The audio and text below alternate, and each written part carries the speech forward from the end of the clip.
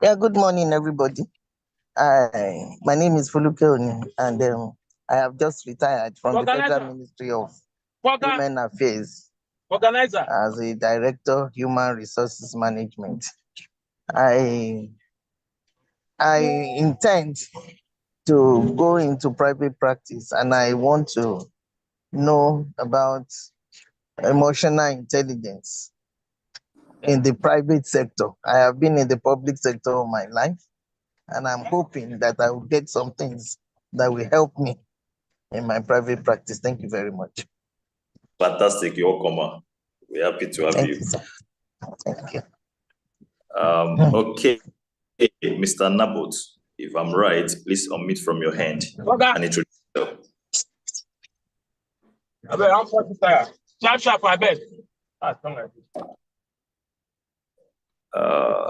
right. Thank you and good morning. I'm Nabos and I'm joining from Uganda, that is Kampala. And I'm expecting quite some two issues. One, I'm expecting to have an improved ability to recognize and understand my own emotions, strengths and weaknesses, as well as values. Also, I'm expecting to improve on my techniques to manage and control my emotions, especially in stressful situations that can lead to better decision making. Thank you. All right, you're welcome, Mr. Nabot. I strongly believe that your expectation will be met. All right, so thank you. Mr. Shotu, if I'm right, please unmute from your hand and introduce yourself in a few seconds. All right, thank you very much. Yeah, morning, sir. Good morning, everyone. I'm glad to be part of the class here. I'm actually a business development manager with Starlight, and at the moment, I'm looking at how I can be able to get more information, how to manage emotions, and of course, I manage people. So emotional intelligence is actually very good. You need to know and get updated information. So I'm glad they are professionals from their experiences, their wealth of knowledge. I should be able to get better and just making sure that at least I do well at my workplace and at home as well. Thank you very much. Interesting. Don't worry, you get better. I'm very sure about that. All right, Mr. Abraham. It to be Mr. Abraham.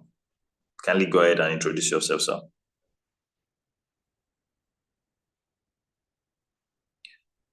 Okay. It seems it's not here yet, or maybe network. I don't know if Mr. Terence has introduced himself. Mr. Lawani, most likely.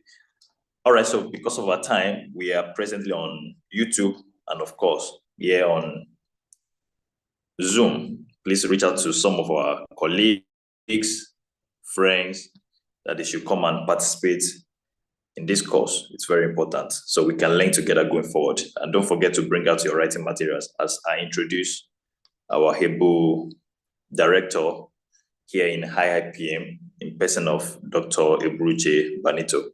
Over to you, Doctor.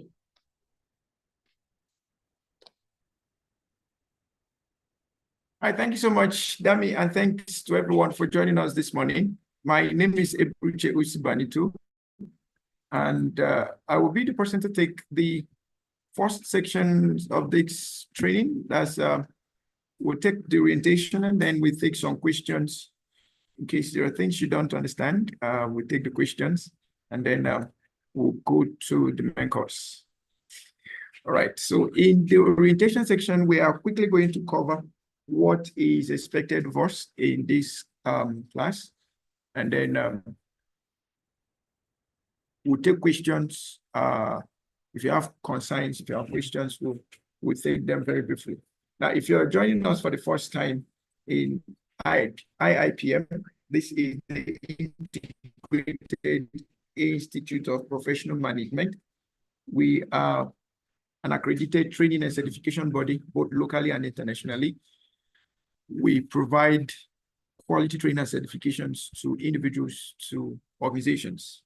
And we are a body of professionals from different spheres of life. So as you can attests to our name. We are an integrated group of professionals that come together to work on management as a profession. Okay, all right. Now, coming to the course for today, the major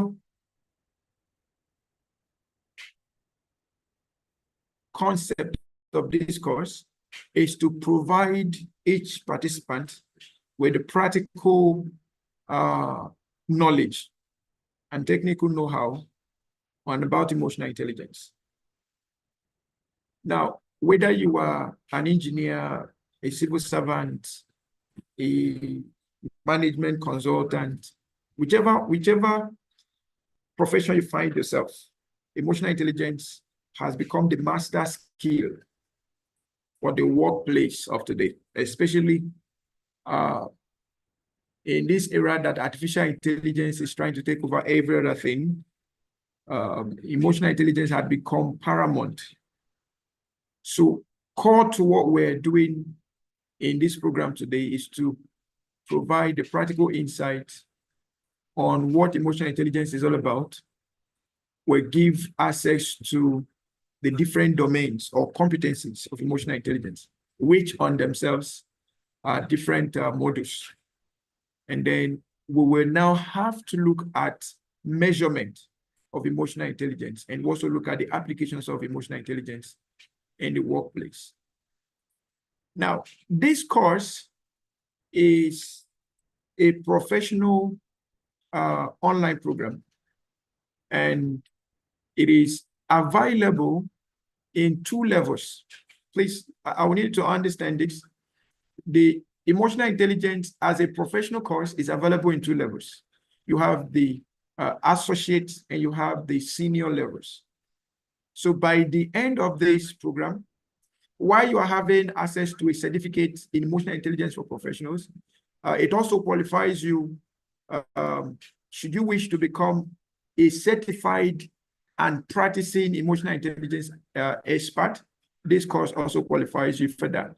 And then after this program, you also have the opportunity to become chartered, if you so wish. We have our international accreditation agency, that's the Chartered Institute of Professional, Chartered Institute of Management Consultant. So if you wish to become a chartered emotional intelligence expert, I think so far so good. That's the only body around the world that is offering that. So if you wish to become chartered after this program too, you are qualified to apply for that. Now, this course, like I said, is going to cover the theory, the practical, and the practice.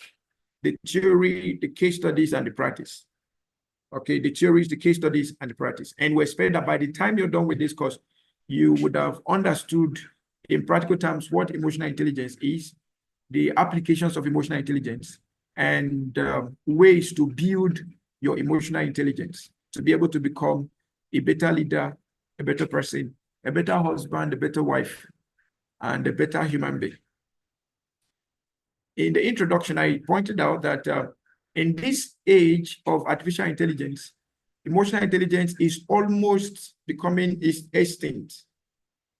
And that makes the need for emotional intelligence a paramount one, not just in the workplace, not just for our careers, but even in our homes and in the management of the relationship we keep with people and the network we keep with people. So that makes it very, very important. Now, I'm going to come to the class attendance. So for the class attendance, this program is for 3 days. That's running from today to Saturday. Running from today to Saturday, that's 11th, 12th, and 13th. And the time will be 10 a.m. to 4 p.m. West African time. So I see some people joining us from Ghana, some people joining us from Uganda, and some other countries. So please, some of you are already used to the timing. So please kindly work out the time from your own zone so that you can have the full benefits of the program. And we expect that you attend the class 100% to qualify for the certificate. We expect 100% attendance for the certificate to be issued. Now, the 100% attendance, you can take 100% attendance by being here on Zoom or being on the YouTube channel. So whichever one that grants you the opportunity of being stable in class, okay, so you can. Now, if the environment you are is noisy and you will not want to, maybe it will hinder your participation in the class, then we encourage you to take on to the YouTube channel, because that will allow you to pay attention on what you're listening while doing any other thing you're doing.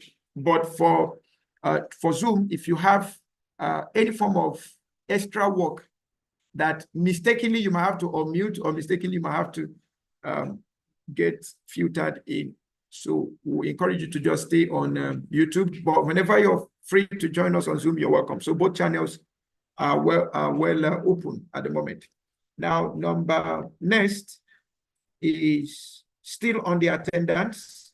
Now, this particular program is available for members of IIPM at 24,850 Naira or $25. And then for non-members, it's 34,850 Naira or $35. Please, we'll provide you all this information. Of course, if you have been in the WhatsApp group, all this information, they're already available there. Now, if you remember, the course fee is 24,850 or $25. If you are a non-member of the institute, your fee is 34,850. Now, this is far above what the course fee is. This particular course is meant to be a minimum of 150,000. So when we say we are giving discount, we mean what we're saying. You can actually visit our website and go to the course itself. They will give you the actual value of the course. Now, this opportunity is only available within the time of this training, because we've seen in most cases when we organize scholarship programs or discounted programs, somebody will come back after 1 month, after 1 year, and then say, I attended so program, but I did not get the certificate. Can I pay for the certificate now? If you did not get to meet up the requirement within the specified time, anytime you come back for the certificate, number one, we'll ask you to take a refresher course. And then number two, you have to pay for the course, the actual fee of the program. So in case you want to really benefit from this program and you want to get the certificate, please, the opening is just within July 11th to July 13th. So if you've not paid, after this orientation section, just pick up your phone and pay. All right? All right. Now, on the facilitators for this program, from our screen rolling, we can see all of our facilitators there. We have Major General Dele Arobundade. Perhaps in the time of their training, they will be duly introduced. They will be well introduced. Major General Dele Arobundade is a major general in the Nigerian Army, and he started his emotional intelligence journey with this institute, and currently a chartered emotional intelligence expert from the Chartered Institute of Consultants. Has been doing really well in the Nigerian Army by introducing emotional intelligence to the Nigerian Army, and is revamping the Nigerian Army using the concepts of emotional intelligence.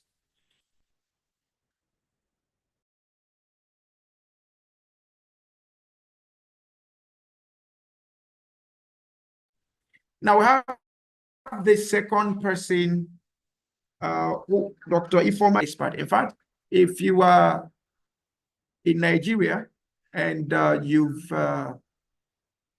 had to do anything with emotional intelligence and you've not come in contact with Dr. Ifeoma, it's possible that you have not completed your journey.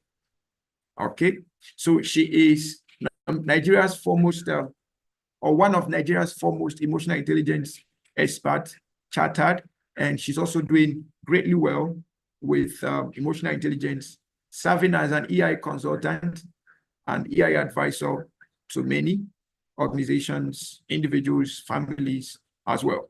And then my humble self, I will also be part of the faculty.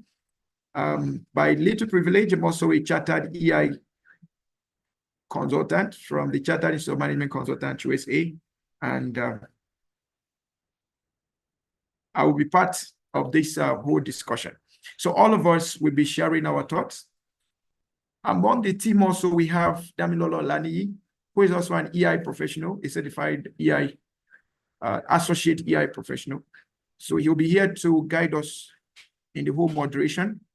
And then we also have Dr. Michael Okafor, who is also an EI professional, who will also be here to provide us with some insight and support in the coordination.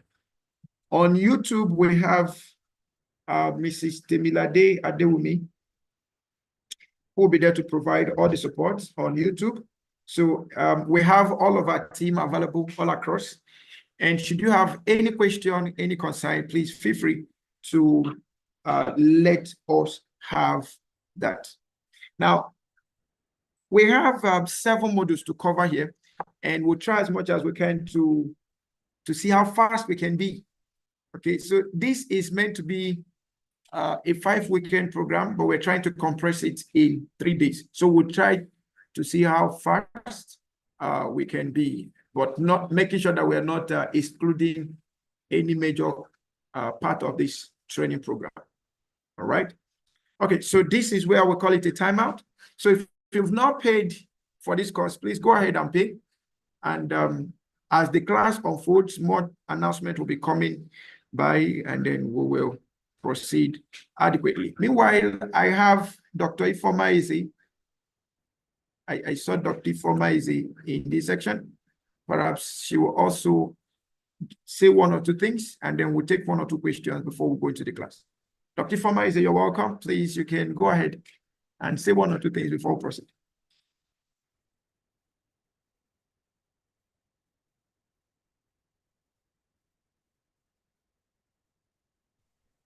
Hello, everyone, and a very good morning to you all. Thank you so much for the orientation for this class, Dr. Banito. It was it was filled with clarity, and I believe that everyone who has made up their mind to be a part of this emotional intelligence session, that you would receive quality insights that will make you a highly emotionally intelligent individual. So buckle up and get ready. I believe that this is that professional session you have always waited for. And I know that you will be glad you joined this class. So welcome once again. I'll see you all later. Bye-bye for now. Thank you. All right, thank you so much, Dr. Ifeoma. I believe General will join us later in the day. So for now, we would like to know if you have a question, you can just raise your hand and then we'll take your question. If you have any question, any concern, you could just raise your hand and then we'll take your question.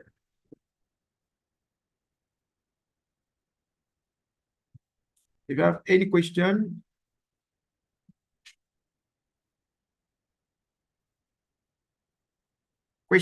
comments, if any.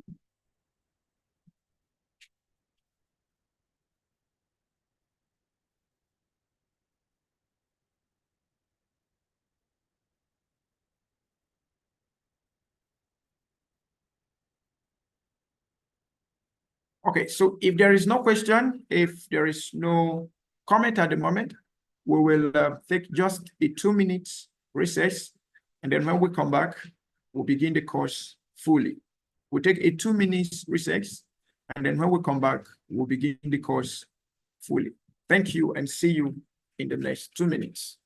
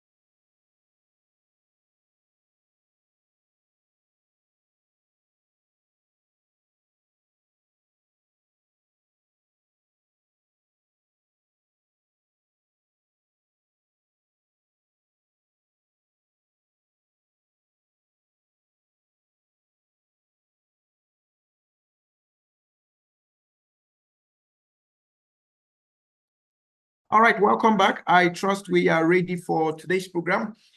Now let's get our pens, our papers ready for this journey. While we went on that short break, General came in. So before we proceed, we'd like to have a word or two from General, just to say hi to the class, and then. Yeah, good morning, everybody. Good morning, General, sir. Good morning, everybody. Good morning, yeah, sir. Good morning, Dr. Banito. It's a pleasure. Yes, it's a pleasure to be in this class, and by God's grace, I'll be coming to share my thoughts tomorrow. And everybody will see my face tomorrow. Thank you very much. Oh. Look forward to having a wonderful time with everybody. Thank you so much, General. Thank you so much. Thank you so much. So General will show his face tomorrow. I'm the only one that will not show my face. Okay, so that you will not see my real face. Okay. Okay. But that's by the way. All right. On the screen, we can see all of the things we're going to be discussing. We have 7 modules in this program. We have Module 1, EI Essentials. We have Module 2, EI Competencies. And then Module 3, Building Influence.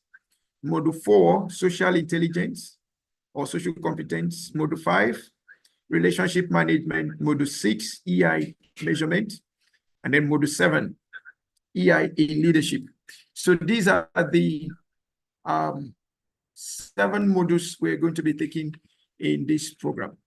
Now, apart from today that the class started 9:30, from tomorrow the class will start by 10 a.m. All right. So our first session will be running from 10 a.m. to 11:30, second section 11:30 to 1 p.m.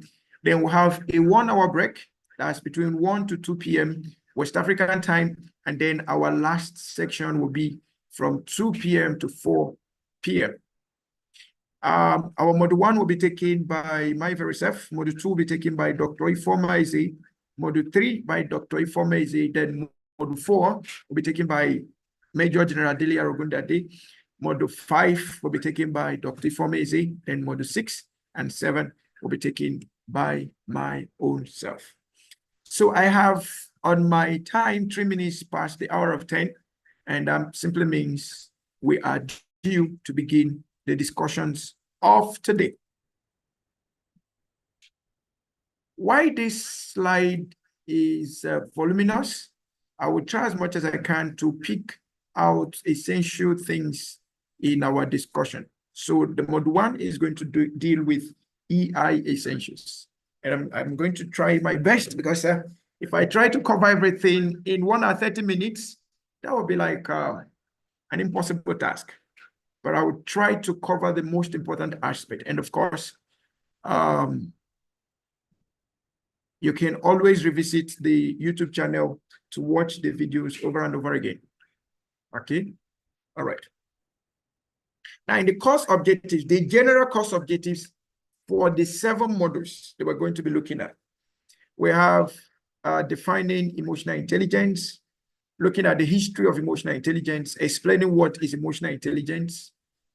And then we look at the benefits of emotional intelligence. We look at the relationship between emotions and the brain. Then we look at what we call the emotional hijack. Then we look at categorization of people. We look at the difference between high IQ and high EQ. Okay, then we look at the importance of EI at the workplace, the competencies of emotional intelligence. Then we look at ways to boost your self-confidence, ways to have effective group interactions. We look at the characteristics of high and low EI, so that it will be easier for you to know when somebody is performing at either a high EI or a low EI. Then we look at the principles of building your emotional quotient. And then we look at measures of emotional intelligence. How do we measure emotional intelligence? Okay, these are the things we're going to be looking at in this whole module. Now, like I said, for us trying to do this in 3 days is a possible task, but it's going to take commitment from you and from us. Because if you look at the 3 days, you only have 1 hour break between the hours of 10 a.m. and 4 p.m. So that means you have to sit for about 6 hours per day, 7 hours per day for this program. Okay, and I will encourage you to make sure you don't miss any section because every section will be well loaded.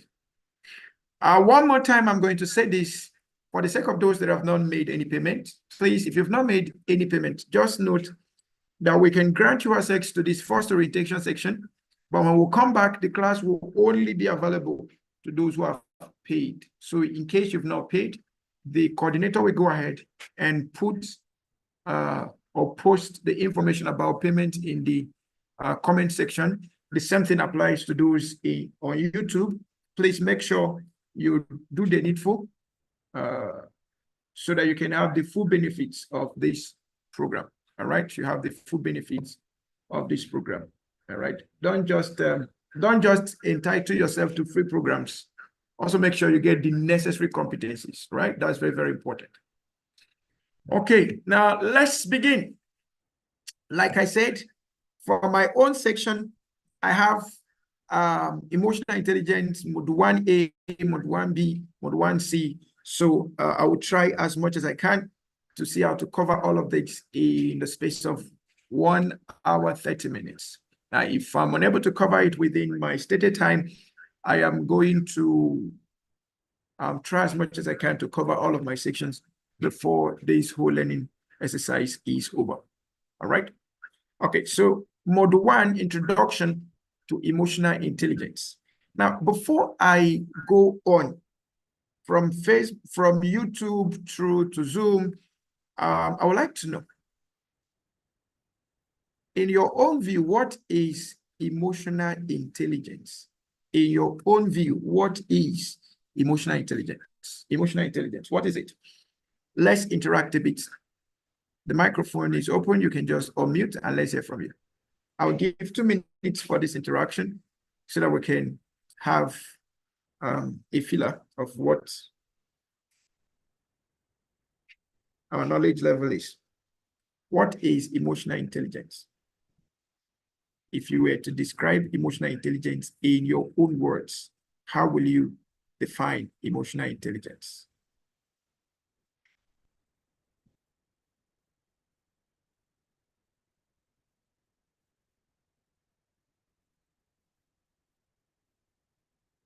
Please, if you can hear me loud and clear, I would like you to confirm that you can do so by typing 11 in the chat room. If you can hear me loud and clear, I would like you to confirm that by typing 11 in the chat room. If you can hear me loud and clear, please, I would like you to confirm that by typing 11 in the chat room.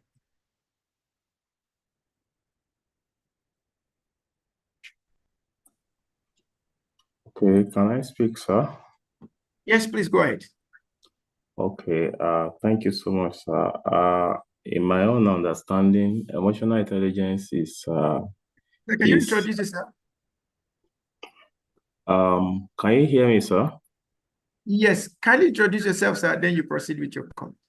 Okay, I am Afolabi Emmanuel, the CEO of Abundance Domain Network. And in order to contribute to the topic, in my own understanding, emotional intelligence is having the ability to control one's emotion and also having the ability to manage other emotions as well. This is what I think it is. Okay, thank you so much. Ability to control your own emotion as well as that of others. Okay, thank you so much, Mr. Emmanuel. Okay, I'm going to take one more.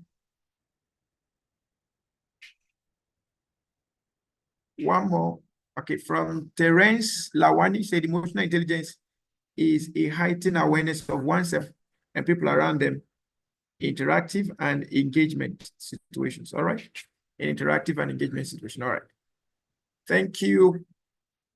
Okay, so let me quickly proceed. Let's look at this case study and it will help us with this background.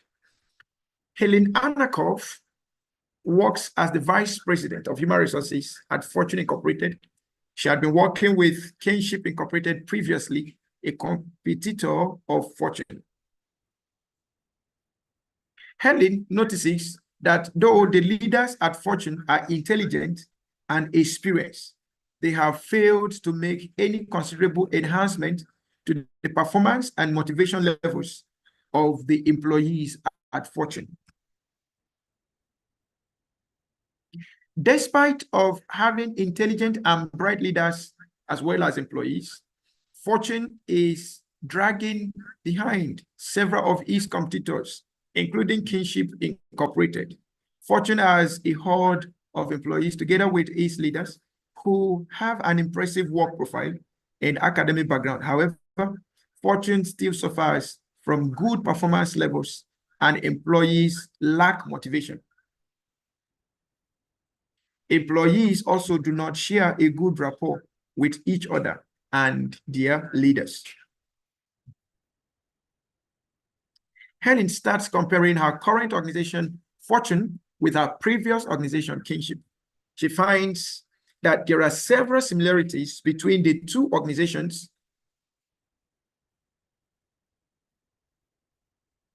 in terms of manpower, skills, and capabilities of employees, and so on. Helen feels that the employees at Fortune are more talented, skilled, and competent than those at Kinship. Yet, Fortune suffered from several issues like mediocre performance, low employee motivation, among others. So Helen starts analyzing the root cause for Fortune's issues. She finds that though the leaders and employees at Fortune are skilled and talented, the major problem with them was that they had not been selected after being checked for their emotional quotient, which measures their emotional intelligence levels. Helen finds out that the concept of emotional intelligence has not been put to practice while hiring employees at Fortune. She starts to form a strategy to make emotional intelligence a part of Fortune's work culture. Helen decides that from now onwards, any candidate that is interviewed for a position at Fortune would need to undergo an emotional intelligence test. This emotional intelligence test will check the EQ levels of the candidate and show how emotional intelligence level of the candidate. Helen also strives to have proper training and development programs planned to enhance the EQ levels of the leaders and employees who are already a part of Fortune. Helen knows that emotional intelligence can prove to be a significant differentiating factor between successful leaders and employees and unsuccessful ones. Emotional intelligence, therefore, is concerned with understanding of oneself and others, relating to people and adapting to and coping with the immediate surroundings, and addresses the emotional, personal, social, and survival dimensions of emotion, of intelligence. Now, with the case study we've looked at, quickly, what can you pick from there? What did you pick from there? Please remember, we are taking reviews from both the live section and, of course, those of us on YouTube too. So what could you pick from Helen's experience at Fortune? What can you say about that? From the case study, what can you say about this whole experience with Helen?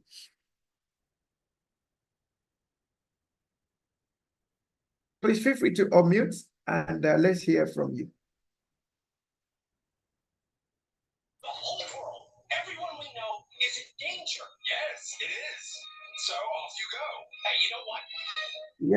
Yes. Brigadier General Etim Frank. Please kindly go ahead, sir.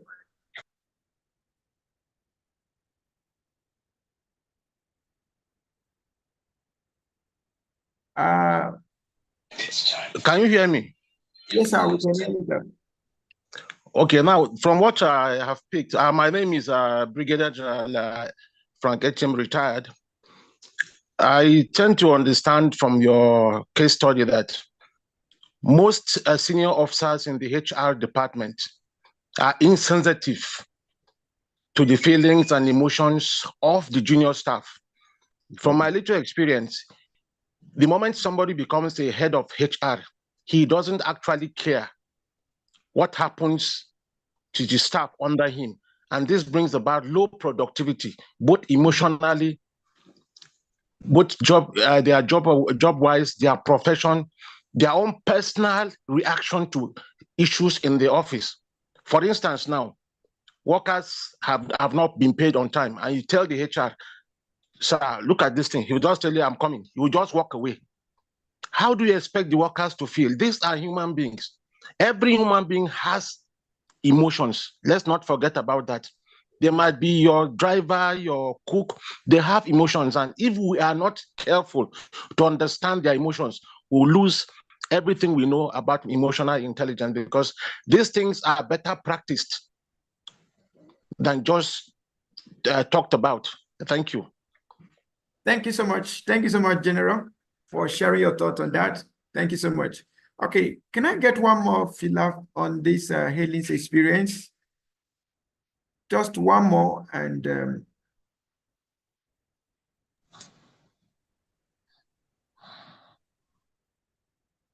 please, anyone who want to contribute, just unmute and let's have your view.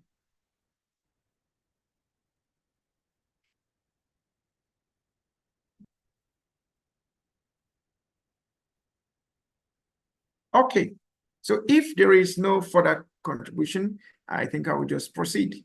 Now, from what we've seen, Helen,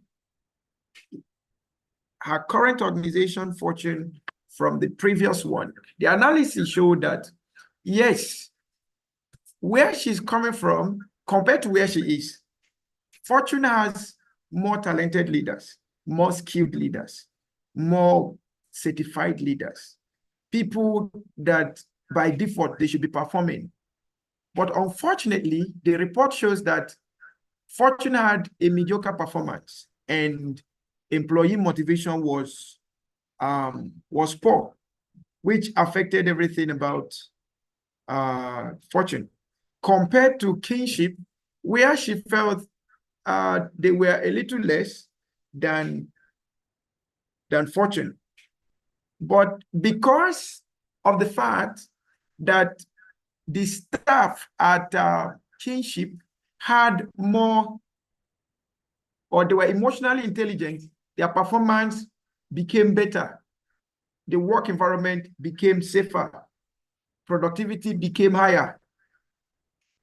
So what this could actually depict is that irrespective of your office, irrespective of your role, irrespective of the position you occupy, whether you are a president, whether you are a governor, a permanent secretary, a director, a CEO of an organization, an MD, a supervisor, a team leader, a general, an army officer, security personnel, a husband or wife, irrespective of any position, any role you occupy, without emotional intelligence, your performance will be low. Because just like Brigadier General Frank Atim said, without the right emotional connection and emotional appraisal, we won't be able to deliver results. We see many organizations that, irrespective of the fact that people are well read, people are well equipped, and all of that, we see that there is rancor within the organization. You could evidence tension. Okay, you could evidence unsafe work environment. Okay, now something happened recently. Someone shared an experience. Someone actually had to retire from an organization. Why? Because being at the HR department, okay, being at the HR department, he noticed that there is a particular two top leaders in the organization who were siphoning the organization through ghost organization. So they were trying to serve the organization, but they were siphoning the organization. And when he tried to point out what was happening, he said they threatened him with a gun. Like they threatened him with a gun. Not in the dream. And this, it did not happen last year, it did not happen years back. It just happened some few weeks ago. And the person had to resign. Now, this organization is an organization that has almost, if you want to talk about the best personnel, the best of personnel in terms of talent and skills, that's where you possibly have them. But because of their love for money, they are ready to kill anybody that will stand on their way of looting from the organization. So he had to withdraw. So that organization now is losing a talent just because of one or two individuals who are not emotionally intelligent. Now, if you notice, most government agencies, most government bodies will also see this in place. You see a ministry filled with high-level, well-read individuals, but you now begin to ask, why is there no performance? It's because of the lack of emotional intelligence. It's because of the lack of emotional intelligence. Okay, now should I bring it closer home? So you see a wife who knows very well that her husband is not earning enough, but she keeps nagging and complaining life out of the husband, irrespective of how the man tries to provide for the family, is never enough. And vice versa, we also see men that are almost 100% irresponsible. It's just that it might not be, but they are almost 100% irresponsible. No matter what their spouses do, try to compliment what they will never show appreciation towards that light. You even see men that beat their wife, see women that even beat their husband. So the lack of emotional intelligence creates chaos. The absence of emotional intelligence brings lack of performance.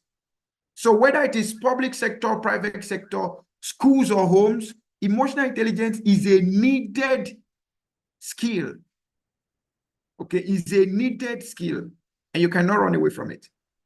Okay, you know, some of us think that when we get the certification, by default, we'll have the skill of emotional intelligence. No, there is something that Brigadier General Etienne Francis, retired, said. He said, these things are better done in practice than taught. Not that the teaching is not right, but after you've learned all of this, we expect that you should be able to begin to practice them. All right, you should begin to practice them. All right, and just in a moment, you could analyze yourself and ask yourself a question. How is your emotional intelligence like? Your relationship with others, your relationship with yourself, your relationship with your internal and external environment, how is it like? Okay. Can you beat your chest and say your character, your attitude, your behavior support performance in your organization? Can you beat your chest and say your character, your attitudes, your behavior support harmony in your home? There are men that their wives can't talk to them. They have their own rooms, their wives have their own rooms, and their children have their own rooms. So is a heterogeneous environment, not a homogeneous environment. So can you beat your chest and say, yes, my attitude, my beliefs, my core values, my philosophy of life, they all support a good marriage, they all support a high-performing team, they all support the national growth and development. Can you beat your chest and say that? So that's the dimension of emotional intelligence. Now, we have the fear. There's this fear that the introduction of artificial intelligence could become a risk to emotional intelligence. I agree to an extent. I agree to an extent because we're becoming much more artificial in everything we do. Okay, the human nature is gradually fizzling away, and we're becoming much more artificial in nature. We are glued to our phones, we are glued to technology.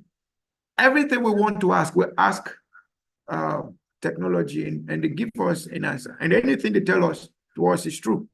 But let me tell you something. Irrespective of how technology will impact on human race, it can't take away the need for emotional intelligence.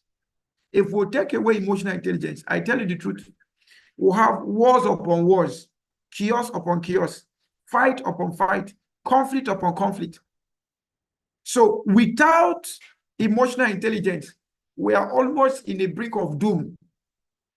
And that's what we see today. We see countries trying to wage war against others. What are they trying to do? They are trying to prove their artificial intelligence, not their natural intelligence. The natural intelligence has been suspended to prove natural intelligence. Okay, we see what's happening in Russia and Ukraine. It has lingered just because they want to prove who has more power than the other. Okay, and then we'll have countries affiliating with them, trying to show that yes, we'll have more technology than this. Okay, we'll have more technological power than this other country. But we don't pay attention to what happens to the individuals in the country. We don't even pay attention to what is happening to the economy of the nation. Okay, we see Israel and most of the other Arab nations, every other now and then, there is war, breakout of bombing and all of that. Why? Somebody is trying to prove that he has more artificial intelligence than the other. So the natural intelligence, the emotional intelligence is depleting. Okay, is depleting. So if we end up having a complete depletion of emotional intelligence, be rest assured that we have wars unending, we have chaos unending, we have conflicts unending, we have turmoils unending, we will have divorce unending, we will have single parenting unending, we will have homes that don't care about their children unending. So these are social challenges, political challenges that need to be dealt with.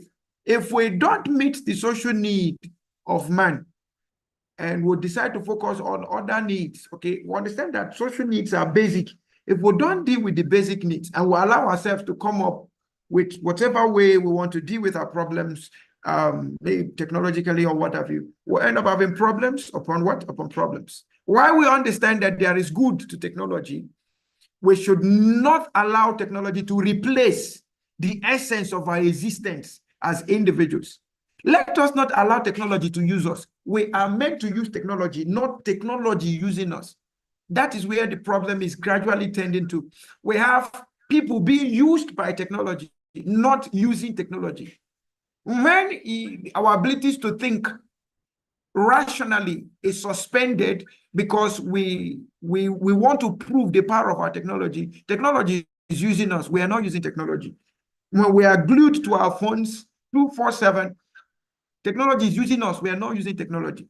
Now that we have artificial intelligence in place, we are no longer thinking. We are now allowing machines to think for us.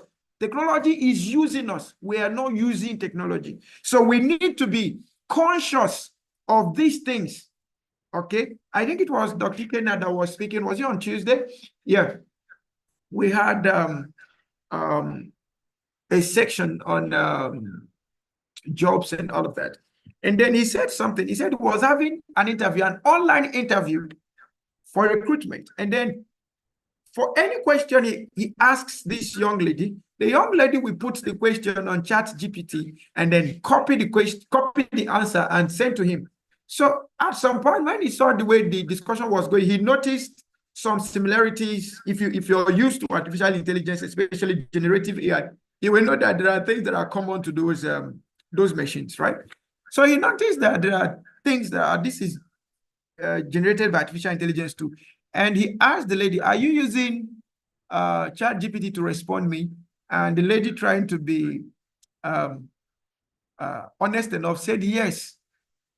And he was like, you're coming for an interview and artificial intelligence is answering your questions. So who is going to work when you are hired? Is it the artificial intelligence tool or you? So we need to understand these things. Okay.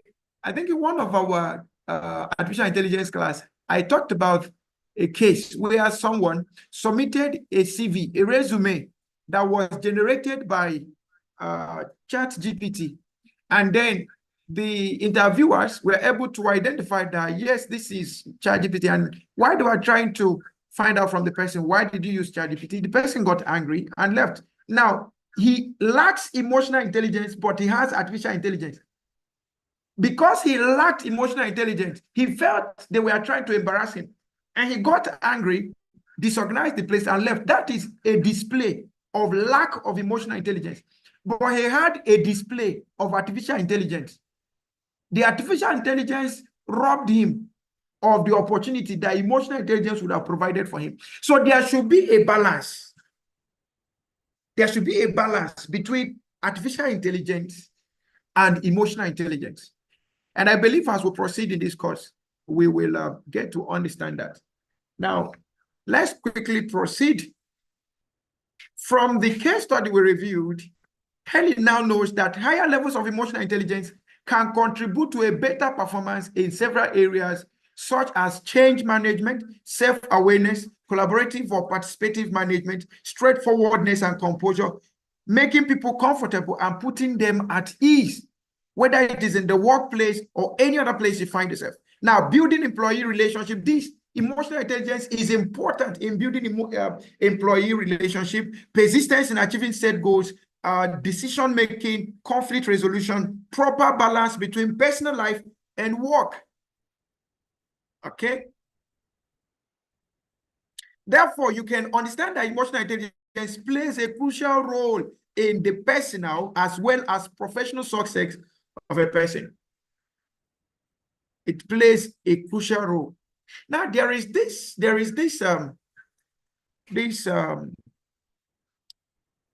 transformation that has been going on in the civil service.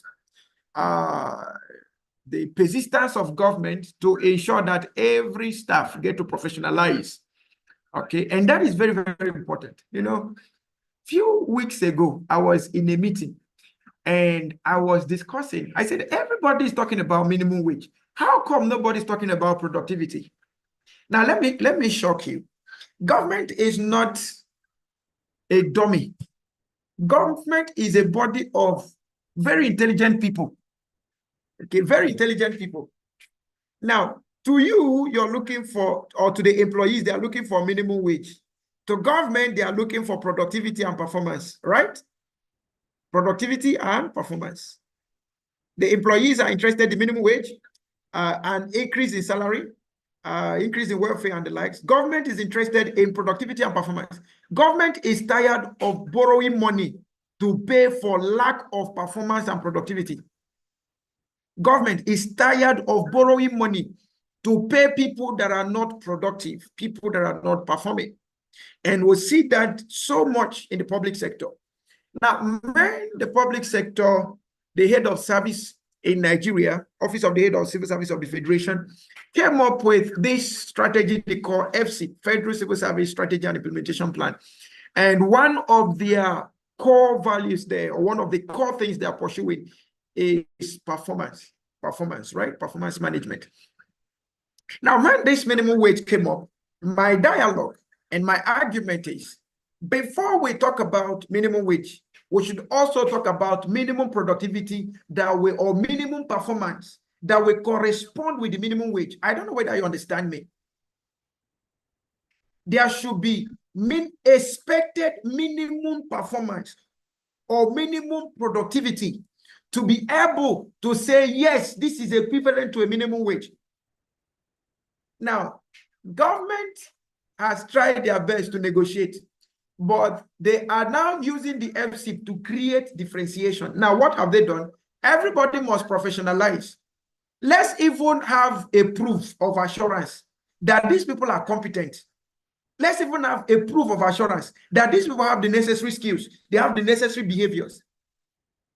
So your professional certification to government now is a foundational proof or foundational assurance of competence and skills and abilities and knowledge to be able to deliver to the expected performance and productivity.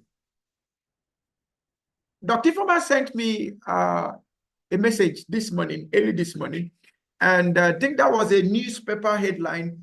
She sent me the link of Abia State government suspending the promotion of civil servants that are not yet professionalized. So they suspended that. And of course, in Nigeria now, the head of service has passed that circular for how long now? Maybe about 2 years now. If you don't have your professional certification in admin, in human resources, and of course, others that they will be mentioning, all right? You won't engage in promotion. I think it's from level 13 to level 14. So now what are they doing? They want to have assurance of productivity. They want to be sure that the money they are paying you, you have the requisite composition of knowledge, skills, and abilities. And one of these requisite composition is your emotional intelligence. Your emotional intelligence. Whether you are a director, a head of department, a service unit leader, or a religious leader, or what have you, your emotional intelligence is what will determine how you're able to combine other forms of intelligence to produce results. Are you getting what I'm saying? Are you getting what I'm saying now? So it is very, very important. It is very, very important. And that's why we're also trying our best to support government. Okay, at least do your best to get the requisite knowledge and certifications. Don't wait till the wave hits you before you now begin to feel like at my engagement a few weeks ago, I was training at Nigerian Civil Aviation Authority. Okay, I had a training. I was part of the faculty that trained them. And then so we're talking about quality management and performance management. And one of the staff said, he said, this performance of a thing that they've been talking this for over 10 years. I said, okay. So because they've been talking, government have been talking about it for over 10 years, they have not been commensurate force or compliance to get this thing done, that I should watch out in the next 10 years, they will still be talking about it. That's a mindset. Okay. And that mindset is limiting. Unfortunately, many people still have that mindset, especially those of us in the public sector. I'm already a director. I'm already this. I'm already that. So it won't affect me. Don't worry. Don't wait for the wave to hit you before you know it will affect you. The earlier you begin to prepare yourself, the better for you. My people will say that you don't pursue a black goat in the night. You don't pursue a black goat in the night. You don't need to wait till it becomes an urgent matter before you start looking for where to meet up with demand. And there is this other mindset I also saw from people. People believe they can buy certificates. Most people believe they can buy certificate. A certificate, but it's not knowledge. Okay, and according to standards, you are only considered a professional if you pass through the professional development process. Okay, you pass through a training process, you pass through an evaluation process, and then you pass through a certification process. That's what makes you a professional. Not that you sat somewhere and they say this certificate is 100,000 naira, then you paid and say you are done as a professional. You're not a professional. You are a thief. Okay, you are a thief. So stop stealing. All right. Okay. So let me begin to round up. So what is emotional intelligence? Daniel Goleman did a very wonderful work on emotional intelligence. He's not the founder of emotional intelligence, but his work or his works gave prominence to emotional intelligence. His works gave prominence to emotion, and he has written quite a number of books around emotional intelligence. Okay, I will provide some of those resource materials for those that will be interested in the materials. Now, emotional intelligence, according to Daniel Goleman, says that emotional intelligence refers to the capacity for recognizing our own feelings and those of others, for motivating ourselves, and for managing emotions well in ourselves and in our relationships. Number one, your capacity to recognize your own emotions. You know, most of us are ignorant of our emotions. When you begin to feel like this is who I am, your emotions are destroying people and destroying you. You say, this is who I am. That's not who you are. You're just ignorant of your true nature. Okay, some people say things and you can see that that's a complete display of lack of emotional intelligence. This is how we behave in my family. So because your family behaves in a certain pattern, there is not positive, then that means you should continue that way. No, emotional intelligence, you are not born with it. It's not it's not a skill you're born with. It's a skill you consciously develop. It's a skill you consciously develop. It's a skill you consciously develop. So recognizing your own feelings and those of others is very, very important. That's what we talk about as intrapersonal and interpersonal awareness. Intrapersonal and interpersonal awareness. Where the intrapersonal is dealing with you understanding who you are, what you are, why you are, where you're going. If will I say intrapersonal is personal discovery. You discover yourself. While interpersonal is discovering how you can use your personal discovery to affect the lives of others positively without destroying who they are. And then the next one is for you to motivate yourself. When you have emotional intelligence, you don't lack motivation. You don't see problem everywhere. Rather, you see a way out in everything. And for managing your relationship, you know, relationship is a complex thing. I think Dr. Ifeoma will take time to teach us relationship management, I think by Module 5. Yeah, she will take her time to teach us. Relationship management is a complex thing.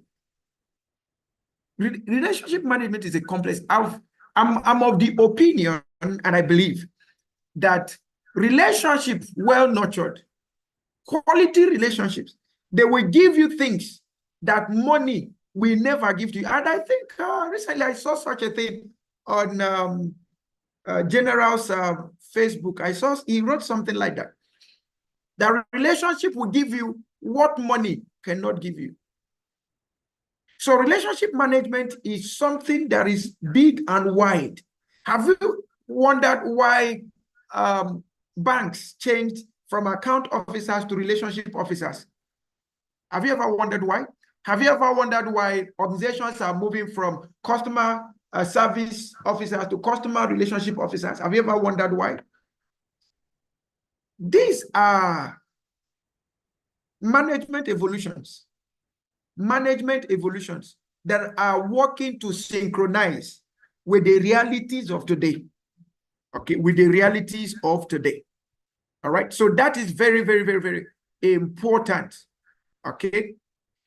All right, so in the chat room, somebody's asking, where are we, what are we paying for? Oh, don't worry. I will come back to you.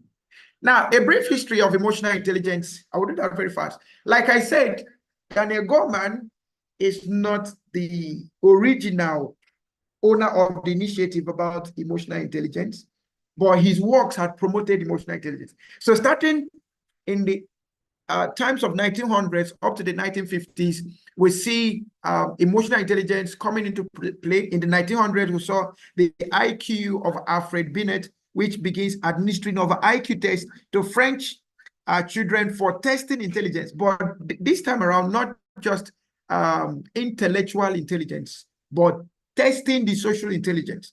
Then we have the 1918, the first large-scale administration of IQ tests to the US Army recruits. So among the first people to benefit from emotional intelligence was the Army. But unfortunately, in the African domain, our military and the security agencies, they've not been able to master emotional intelligence. And that's why I'm so proud of Major General Dele Aragunda. Immediately he finished his work with emotional intelligence, he started a complete transformation process with the Nigerian Army. I don't think there is any major arm of the Nigerian Army that he has not trained since 2003 or 2002. Okay. The first time I went to his office, he showed me a letter that he wrote Was it to the chief of staff or who? To begin to integrate emotional intelligence in the Nigerian army. Okay, and not just to the Nigerian army, he has also done so across the international communities. So by the time he comes around tomorrow, he will also share his experiences on the application of emotional intelligence. So it was the army, the defense, the security forces that were the first to benefit from emotional intelligence. But like I said, in the African context, in most other contexts, the army has not gotten to that. Okay, they've not gotten to that. So I will always give kudos to Major General Dele Arogundade for the great work he's doing in the Nigerian army and some other armies of the world where he has the privilege to introduce emotional intelligence. In fact, he has made several steps to make sure that IIPM has prominence in the Nigerian army. Okay, he had created opportunities for us to send proposals to the Chief of Army Staff, Ministry of Defense, and the whole lot. Just for his passion to make sure that the army is in shape. Then we have the 1930 Thorndike Social Intelligence. So Thorndike also introduced another component of EI that is called the social intelligence. Then we have the 1940 the Wechsler non-intellective intelligence. Then that's intelligence that is not read from book. Okay, so he tried to capture such intelligence. Then we have the 1950, the Ohio State studies on tasks versus considerations. So if you go wide in the management philosophy, you see philosophies like the philosophy of Taylor, Frederick Taylor, that we call the Taylorism or the scientific management principles that focused more on tasks and management functions rather than on human relations. And we also saw how that led to management advents like personnel management and all of that. And then with time, we began to see the behavioral aspects of management, where we begin to discuss about human relations in management. And we see the work of, what's the name of this? Henry Fayol. We see the work of Henry Fayol. We see the work of Mark Grigor. We see the work of Hesbach. Several of them, we see the work of Maslow, that their work focused more on human relations, discovering how to balance work with human emotions and human needs. Okay, but we saw in the story, the philosophy of Taylor, Frederick Taylor only focused on mechanization of work. That's tasks. But in the Ohio studies, they began to look at task versus consideration. That's task versus the human aspect, the human component. So irrespective of what we want to do with all of artificial intelligence and technology, we cannot take away human intelligence. And very, very soon, it is people with high-level intelligence, emotional intelligence, that will matter than those with artificial intelligence. It's people with artificial intelligence that will sit down and create bomb to destroy others. Now, I'm not saying that creating bomb as a military or as a defense aspect is wrong. No, but we have terrorists who would sit down to design bomb. They just want to destroy people. Their ability for human reasoning, human relations is off. Their joy is to see the artificial intelligence destroy human existence. Okay. Now, in 1958, we saw David Wechsler develop the WAIS, that's the Wechsler's adult test for intelligence scale. Then we saw Gardner's frames of mind. If you've not read this Gardner's frames of mind, I would like you to search on Google, just download it. Okay, it's a very wonderful piece that you would like to read. Gardner's frame of mind is a very wonderful piece. Okay, then in 1990, we saw the Salovey and Meyer coined the term emotional intelligence. So it was Salovey and Meyer that brought up emotional intelligence, not Goldman. But in 1998, Goldman now did a further work on what Salovey and Meyer did, and that is what promoted. Now, Goldman had much influence in the army. In fact, according to the story of Goldman, he was a management expert, a management consultant by accident. he wasn't a management consultant by study. He was a management consultant by accident. His story has is that he had just relocated to US, forgotten his native state anyway. He had just relocated to US, and then he was called by the Nigerian army, and he was told that he was going to serve as a management consultant. Now, the general that was interviewing him and told him that he was going to be given the role of management consultant, I think his background is economist, yeah. His background is economist, something like that. So he was given management consultant, and then he said he began to wonder, what is management consultant? He has never heard of that before. Okay, and then he said he asked the general, what are the roles and responsibilities of a management consultant? He said the general laughed, looked at him and laughed. He said, even him giving him the job, he doesn't know. Okay, but that is what the government wants at this point. And then he sat down and began to study, began to bring together management and consulting. So it is Peter Drucker that brought, okay, sorry, I'm talking about Peter Drucker, not Goldman. It was Peter Drucker that brought the concept of management consulting. Sorry, I'm talking about Peter Drucker rather. Now, the works of Peter Drucker gave much birth to what Daniel Goleman now emphasized on, and that was what was reintroduced back to the military. So there was a very sincere integration between the works of Goleman and the works of Peter Drucker. And that's why both of them today are considered as the fathers of management, consulting, and emotional intelligence. Okay, so this is very, very important to see how this story has progressed. Then we see up to 2003, Goleman continued to penetrate with his research and all of that in the military, and then began to bring that to the workplace, to public sector, to the private sector. Goleman is, I believe Goleman is still alive. Okay, he's still alive. His works are still speaking, and today we're learning from all of the things he has done. Okay, so that's a little about the history of emotional intelligence.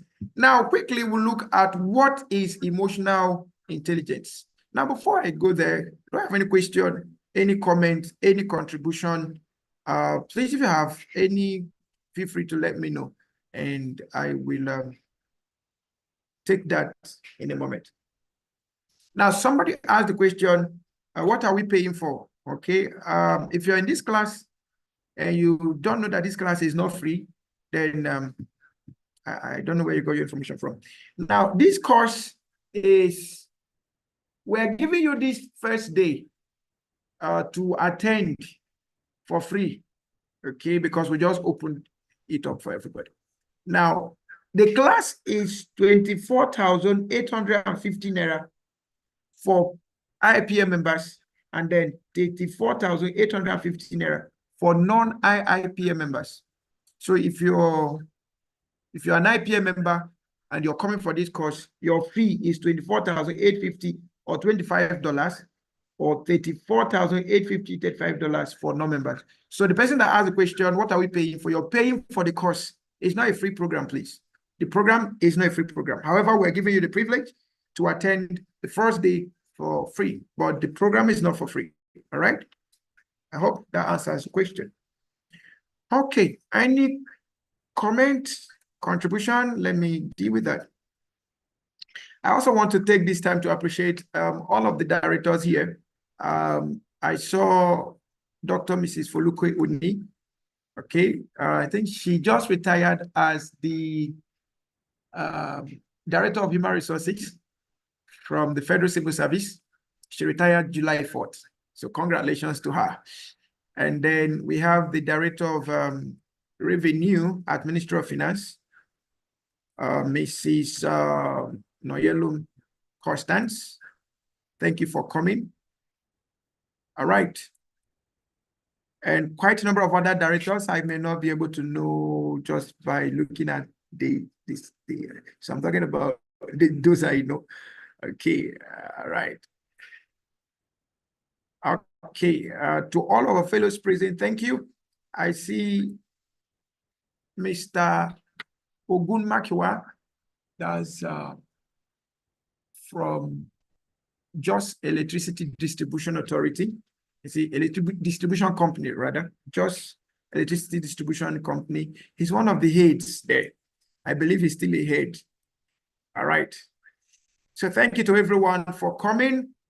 Now, someone is still asking, how long is the program? The program is for 3 days. Thursday, Friday, and Saturday. All right. Thursday, Friday, and Saturday. All right. So let me get back to my class. What is emotional intelligence? We've gotten a feel in the morning, or when we started, what emotional intelligence is all about. So I'm just going to run through this and then we proceed. In case you make your payment, please ensure to send your payment proof to finance@iipmi.org. Finance@iipmi.org. Emotional intelligence is about being honest, being aware of one's own feelings, being aware of others' feelings, and about being smart with someone's emotions. So you don't allow your emotion to be smart on you, but you get to be smart on your emotions so that you don't experience what we call emotional flooding or emotional hijack. Now, hence, emotional intelligence is concerned with understanding of oneself and others, relating to people, and adapting to and coping with the immediate surroundings, and addresses the emotional, personal, social, and survival dimensions of intelligence. So intelligence has different dimensions. Now, what are the benefits of emotional intelligence to you as a person? As a person, higher levels of emotional intelligence can contribute to better performance in several areas like increased optimism. If you ever see yourself saying that there is no hope for instance, there is no hope for Nigeria, your emotional intelligence is down. Just know that that is one of the ways. If your optimism level start moving from optimism to pessimism, when you begin to say things like, but you can see the facts that there is no way out, that's to show that your emotional intelligence is going down. When your when your ability to think start dwindling, your emotional intelligence also dwindles.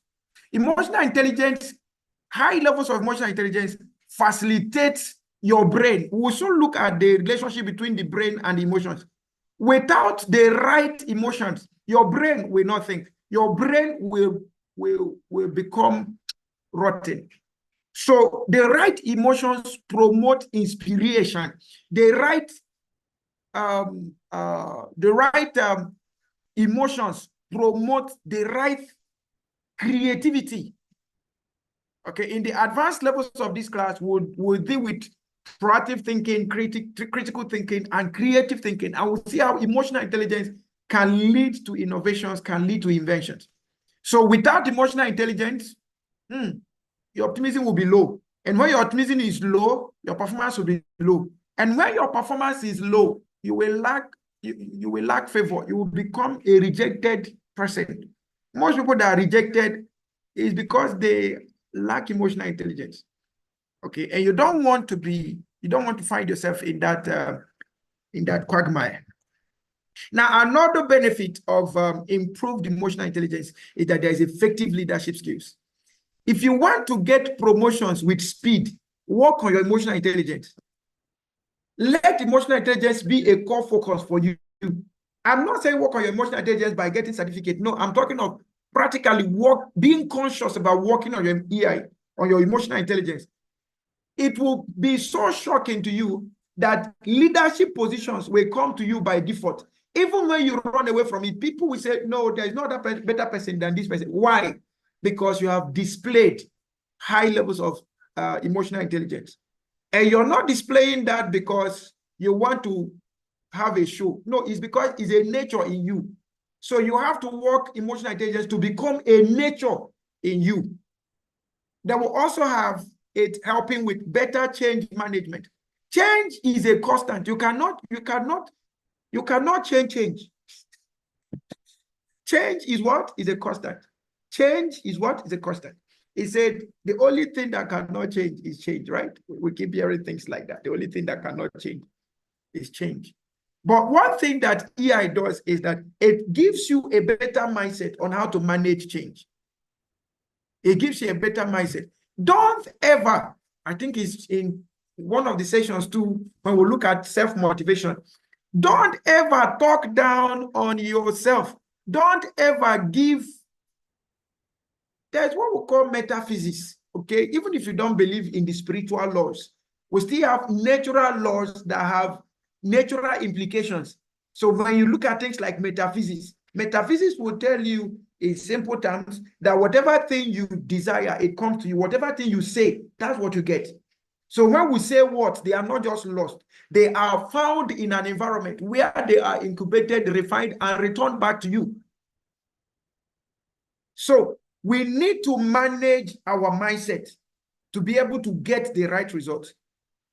So change management in this case has to do with how do you fathom the right emotions that will give you the best result in times of change. Even when the change is negative, then you have increased self-awareness, okay? Increased self-awareness. And then we have effective participative management with high IQ or perhaps high EI. You get to have participative management, okay? Leaders with high EQ, they are collaborative in nature, okay? Then it also improves your health, okay? There is this wise saying that a merry heart doeth good like medicine, but the bitter one drieth up the bones. If you don't want to die young, better improve on your emotional intelligence. It is your internal health that determines your external health. It is, and when I mean internal, I'm talking about the health of your subconscious mind. It is the health, the healthiness of your subconscious mind determines the health of your body. The health of your body. That's very, very important. And you cannot achieve that without emotional intelligence. Then we have effective conflict resolution. I was reading Major General Dele's profile the other day.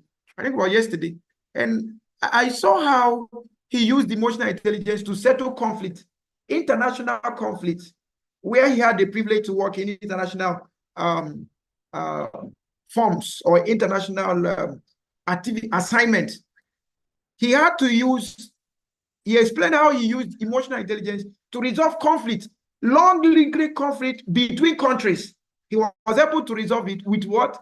EI. Why? Because he has the knowledge. And not only that he has the knowledge, he understands how to apply it. So with the right knowledge, competence, and ability to apply, we'll be able to manage conflicts effectively. They're making people comfortable and putting them at ease rather than putting them at edge. Instead of putting people at edge, we put them at ease. Okay, they will have proper balance between personal life and work life. And like I mentioned earlier, there is increased likelihood of promotion with people of emotional intelligence, people with high levels of emotional intelligence. People with high levels of emotional intelligence. There is increased likelihood of what? Of promotions. Okay.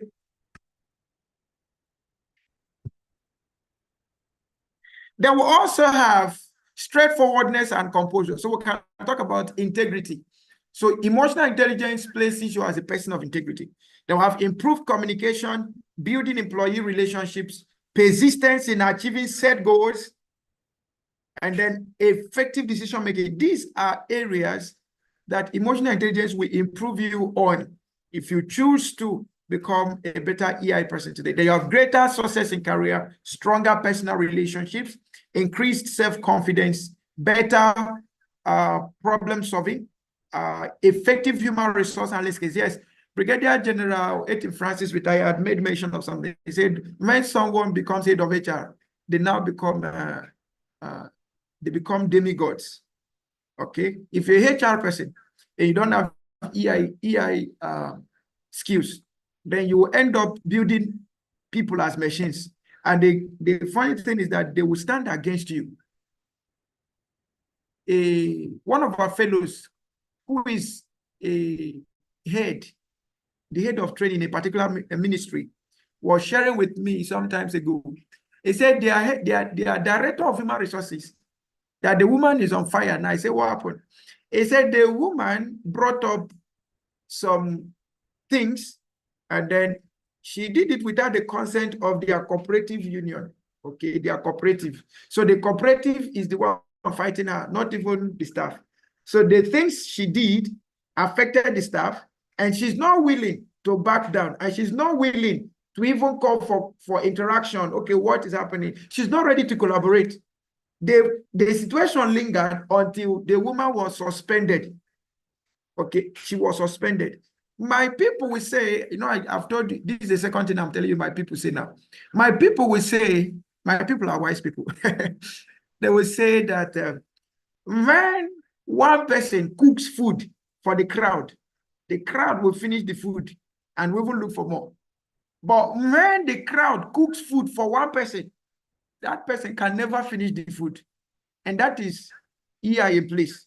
So your application as a head, your leadership as a head, are you cooking for the people or are the people cooking for you? Just make sure that whatever thing the people are cooking for you, let it be for good. If they cook something against you, higher, it will take long for you to resolve that matter. Okay, now relationship between the emotions and the brain. Relationship between the emotions and the brain. Okay, so I have 24 minutes to round off my section. Before the next section we commence, I have 24 minutes to round off my section. So relationship between the emotions and the brain. So I would like to, in 24 minutes, I would like to deal with the emotions and the brain. Under the emotions and the brain, that's where we'll look at emotional hijack, and then we'll look at the categorization of people. Okay, and then maybe we'll look at a little of EI and EQ, the difference between the two, and then EI at the workplace. All right, so let me do this very quickly. Like I said, there is a very big similarity, or there is a very big relationship between the brain and emotions. So I'm going to just go through what I have here. That the old school or conventional view of the neurodentist about the process through which the brain processes information is that the sensory information is first passed through a mammalian part of the brain called the thalamus. So just get how the emotions are all built up, all right? And how the brain, the work of the brain in this whole thing. Now, I'm not telling you to go and study the brain, all right? But just creating this foundation that the brain has a role to play in the management, first in the introduction and management of emotions, right? Okay. Now, the sensory information is then passed from the thalamus to the visual cortex. The visual cortex processes the information by comparing it with an individual's word model. So there is an individual, there is a context in you already as a person. There are things you believe, you don't believe in. They are within you. Now, when you receive an external information, the brain processes what you receive versus what you are with as a person. And then that is where people now begin to say yes or no, I agree, I don't agree, we fight or we don't. That is just what happens. So when you hear things like artificial intelligence is built in the similitude of how man works. How man works. Man has an internal system of his belief, an internal system of his faith system, an internal system of core values and philosophy, and all of those things. We call them things like culture. We call them things like, what do you call them again? Okay, culture, let me pick culture, all right? So when culture becomes an object in you and become the process of, or from the process of checking what comes to you and leaves you, that becomes your internal dimension. However, the brain connects what is within to what is coming from without. That's the role of the brain in this case, right? You get what I'm trying to say? All right. So the individual there eventually identifies the object he sees or experiences based on his own word. Then the signals are sent to the limbic brain. Further commands are then sent to the rest of the body to produce appropriate behavior. So that appropriate behavior will either be to comply or not to comply, to go or not to go, to yes or not, or to yes or no, agree or not agree, fight or relax, flight mode or relax mode. So these are the things you see. So anytime within the split of seconds, all those things we call flex, okay? Flex reactions. Within the split of seconds that those things happen, the brain has analyzed what came in versus what we have internally, and is giving command as the general of emotions, is giving command. This is what we are supposed to do now. And the aspects of the body that are supposed to take those actions, pick up those actions immediately by the adrenaline function and begin to react. Do you know what I'm trying to say? So the brain, if your brain, first of all, if your subconscious mind, which is your internal personality, if it is not built, your brain will always pick up whatever thing that is there. If it is positive, it will pick up positive. If it is negative, it will pick up negative. Okay, so the brain is like a messenger. Okay, messenger from the outside to receive what is on the outside world, compare it with what you have, then receive information from your subconscious and wire it to your locomotive, the locomotive part of your being, and they take action. All right, produce appropriate behavior. All right, okay. Woo. However, a fundamental change happened to this conventional view of the relation between our brain and emotions through the great research work carried out by Joseph Lodos, of a neurodentist of the New York University. Now, Daniel Goleman further carried out the research and discovered that the role of the part of the brain called the amygdala in our behavior. Goleman explained the role of amygdala in his best-selling book, Emotional Intelligence and Working with Emotional Intelligence. So if you don't have that book, you'll get a copy of that, okay? And like I said, for those that will be going for the materials, and that will be made available to them also. Now, the modern view of how brain processes information was explained by Lodos. Lodos found that there is a smaller bundle of neurons connecting the thalamus to the amygdala. Of course, the neurons are like the waves, okay? They are the currents. They are the things that process information. So information in the body is passed from one section to another through what we call the neurons. Okay, the neurons. So whether it is the lymphatic neurons, the spinal neuron, whatever neuron at all, okay, whether it is coming from the brain, okay, or coming from other sections to the brain, the neurons, Lodos was able to find out that there is a smaller bundle of neurons that connect the thalamus to the amygdala. That is what gives what behavior that we dispose at the end of the day. Hence, the small bundle of neurons form a smaller pathway that allows amygdala to receive a selection of sensory information even before the information is sent to the visual cortex for further processing.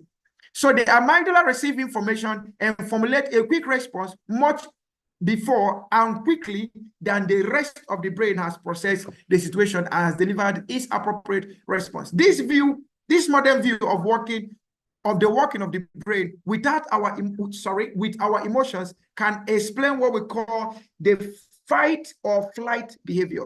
And I think I've explained that earlier. People can formulate quick emotional reactions through the amygdala to novel situations. Time may not permit us to go into everything, but I believe if you have questions, and as we progress, we'll provide clarity on the course and the concepts as we go. Okay, all right. Now, importance of emotions in humans. Many researchers, including Darwin, have carried out several meaningful studies on human emotions. Darwin proposed that human emotions, or simply emotions, play an important role in human life. Emotions serve a biological purpose as the signal to us when there is something wrong or when our needs are not getting met. So anytime you see conflict, it is because of emotional issues. Anytime you see people in unity and harmony, is because they've been able to understand their emotions and put it in perspective. All right. Hence, a person would feel a negative emotion when his needs are not met or not satisfied. There may be various types of negative emotions that a person may feel, such as fear, resentment, anger, frustration, disappointment, rejection, disillusion, and all of that. Okay. Thus, emotions are the manner in which our body communicates and talks to us. So a person's ability to deal with his own emotions may have several different kinds of social, mental, and even physical consequences. So it's crucial that a person should never ignore his emotions or her emotions and should learn to deal with them. Emotion that you don't deal with will deal with you. Any emotion that you don't deal with will deal with you. So don't ignore your emotion and say it doesn't matter. No, deal with those emotions. And most often, one of the easiest ways to deal with the emotion is to communicate those emotions. Okay, I was sharing something with my wife the other day, and she said to me, she said, if you never told me, I wouldn't have known that you were passing through this kind of thing at this time. Okay, so some emotions, you think they don't matter. By the time you communicate it, then you will understand the weight of those emotions. Don't bottle up emotion, because one day they will burst.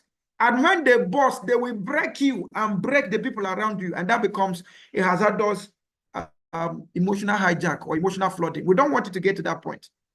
Okay, and that's why you have EI specialists now. Okay, so you have people like Dr. Ifoma there, you have people like Dr.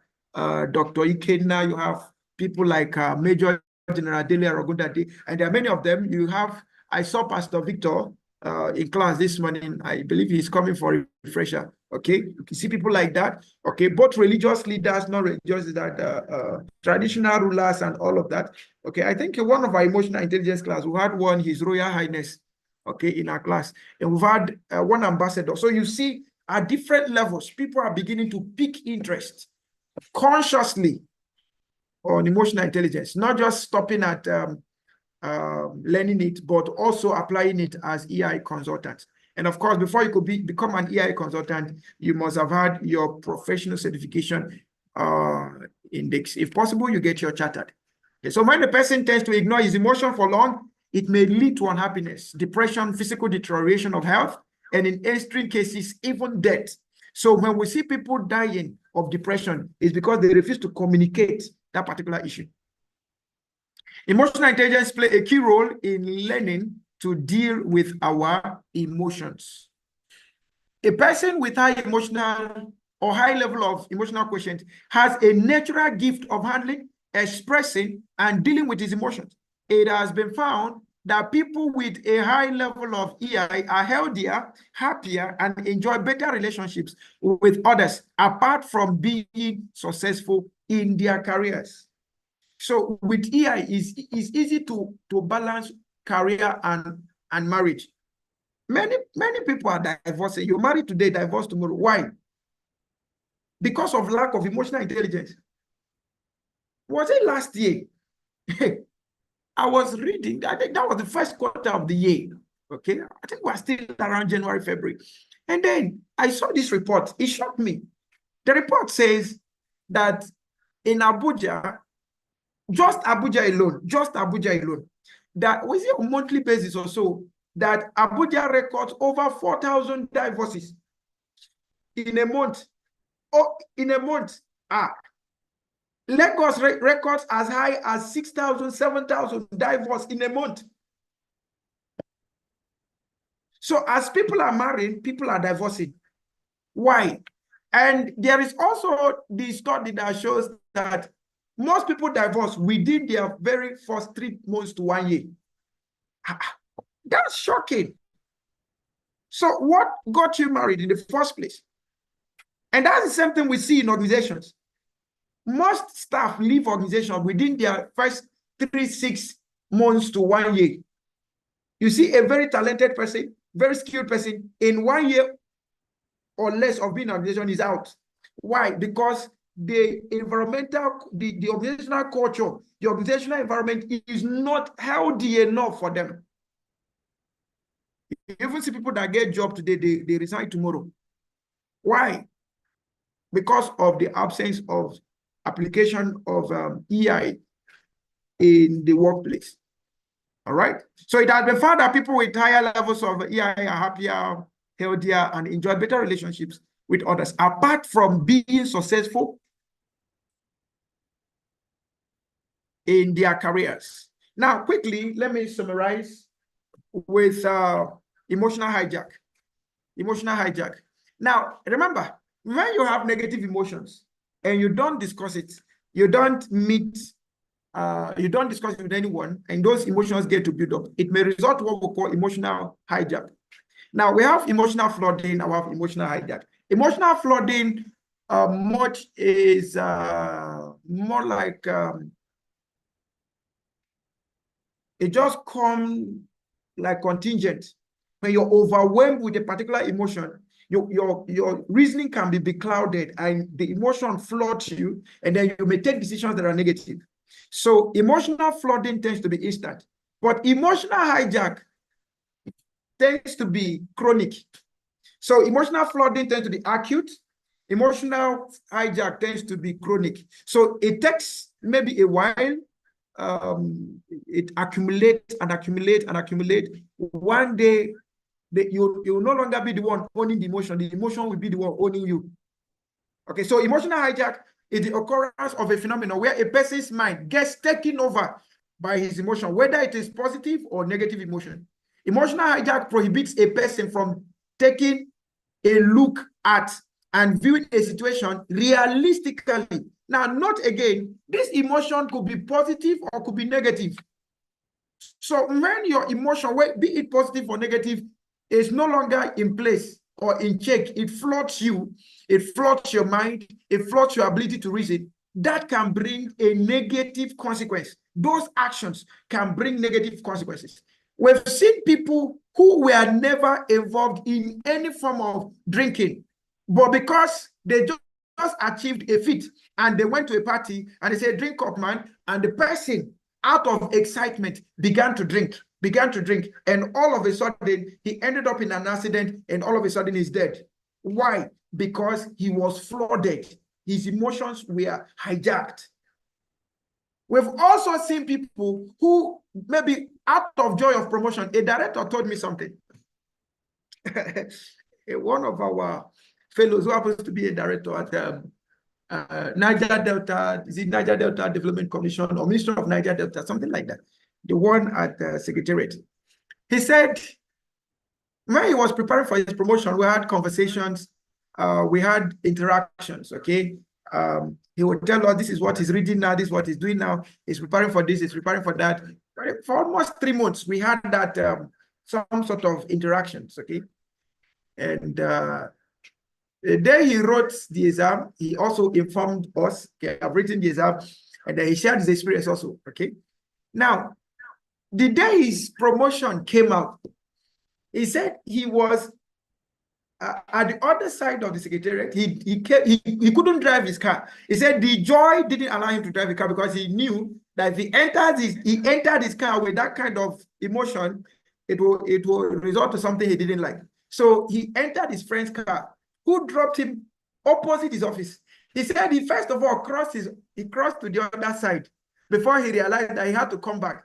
As he was coming back, he came at the middle of the road and stood there. And he said he lifted his hands up and said, God, I thank you. He was shouting at the road, God, I thank you. Now, he said something also. He said there were three of them. He is the one that is a fellow of the institute. Two others are, I think they were deputy directors, but they were not fellows of the institute, but they were his friends.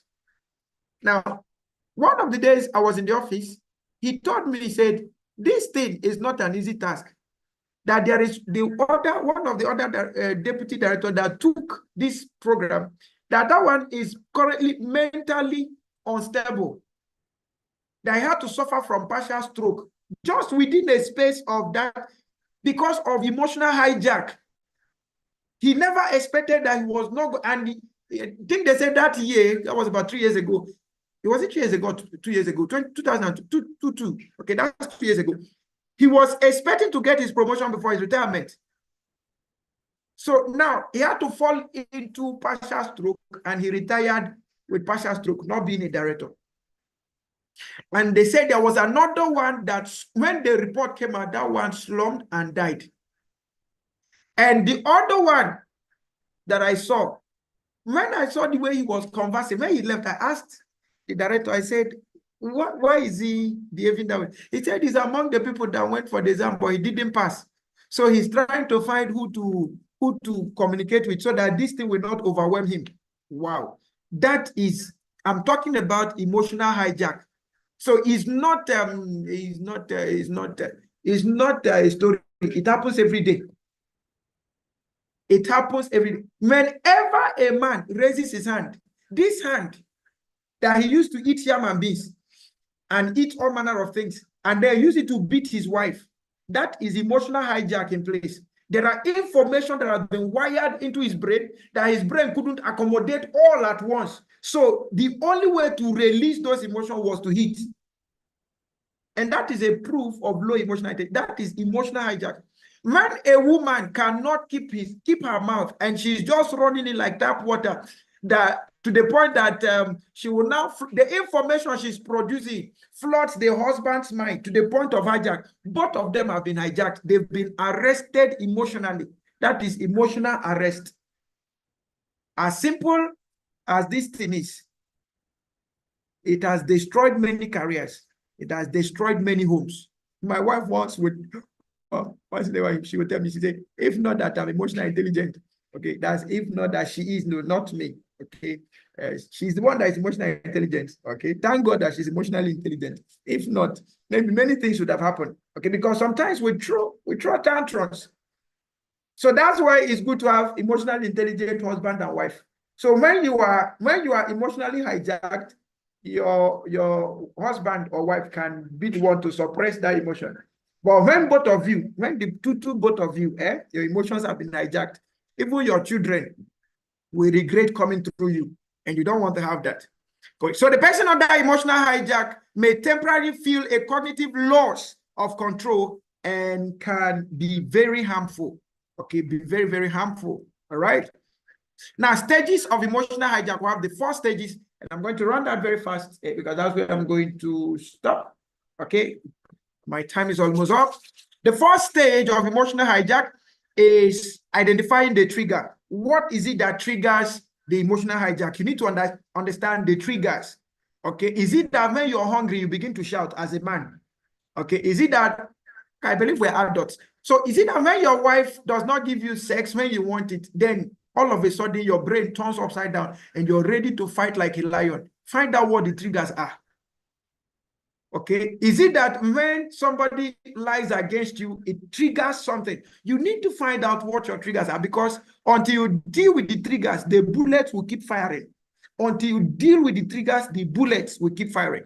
So identifying the trigger, the first stage of an emotional hijack is to perceive and identify an event that you register as a threat. Then number 2, feeling a strong emotion. Feeling a strong emotion, the second stage of an emotional hijack is to the second stage of an emotional hijack is to suddenly feel a strong, vehement emotion, which is caused due to the recognition and identifying of the trigger event by you. Now, the third stage is reacting automatically. That's one thing about emotional hijack or emotional flooding. When you are hijacked emotionally, you react automatically. You don't need anybody to tell you what to do. You just react. Your brain at that point malfunctions. Your brain at that point malfunctions. It gives you triggers that by the time your brain normalizes, you will be the one going back to your conscience, telling yourself, oh, what have I done? Okay, and that's why you need to be careful with reaction. Okay, I think in one of the sessions we'll be dealing with anger management, because some people think anger management is a hobby. Some people think it's a skill. Anger is a skill. That's who I am. Most of when you talk to adults, they say, my friend, leave me. This is who I am. When I'm angry, I'm angry. Okay, when you're angry till the day that anger will take away life from you. Now realize that it's not worth it. Okay, reacting automatically. The third stage of an emotional hijack is the automatic reaction that makes you respond automatically based on the trigger and the strong emotion you felt. Mostly, such automatic reaction may make you regret your reaction later. This is because it is not thought of and decided prior to reacting and may have a negative effect on you and others. Now, the fourth one is feeling of regret. Every emotional hijack will come back to regret. Every emotional hijack, you beat your wife, you regret it. You curse your husband, you regret it. You curse your boss, you regret it. You insult your staff, you regret it. There is no way emotional hijack will leave you with something better. It will always make you to regret. So instead of you allowing emotion to hijack you, better take calm, take cool, okay? Be like that boy that say, mommy, be calming down, okay? Be calming down before you take any action, all right? Feeling of regret. The fourth and last stage of an emotional hijack is feeling of regret about your actions. Okay, so permit me to quickly run through. Okay. Oh, my time is up. My time is up. Please, coordinator, permit me 7 minutes, 7 extra minutes. I will be done. I'll be done. 7 extra minutes, please. And to Dr. Ifoma also. So Dr. Ifoma will give you 7 minutes. Right, Categorization of people. All right, thank you so much, coordinator. Categorization of people. Now, these are the kind of people, as an EI person, as an emotionally intelligent person, these are the kind of people we have, and you need to know how to handle them. So the first person is the one we call the hostile, aggressive people. We have the complainers. We have the unresponsive people, super agreeable people, negative people, indecisive people. Now, by the time I'm done with this session, I want you to type in the comment section which one you think you are. Okay. Hostile, aggressive people, complainers, unresponsive people, super agreeable people, negative people, or indecisive people. You have to find out which one you are. It's just a simple thing, okay? Nobody's going to flog you for whichever one you are. But you need to now consciously begin to work on yourself to become a better version of yourself. Now, the hostile, aggressive people, the people in this category have general feeling of hostility towards other people and openly voice their opinions in an aggressive manner. The best way to deal with people of this category is to give them the space and time to voice and express their opinions openly and clearly. After you have let them vent out their opinions, you can then move on to solving the problem by asking for their cooperation and keeping them in the loop. If you ever respond to these people in an aggressive tone, it will result to what we call conflict. Listen to that. The complainers, the people in this category are those who are relentless, chronic complainers. The best way to deal with people of this category is acknowledge their complaints by paraphrasing it. Also, you should make sure that such people get out of their complaining mood and see the reality. For this purpose, you should assign fact-finding tasks to such people. Okay?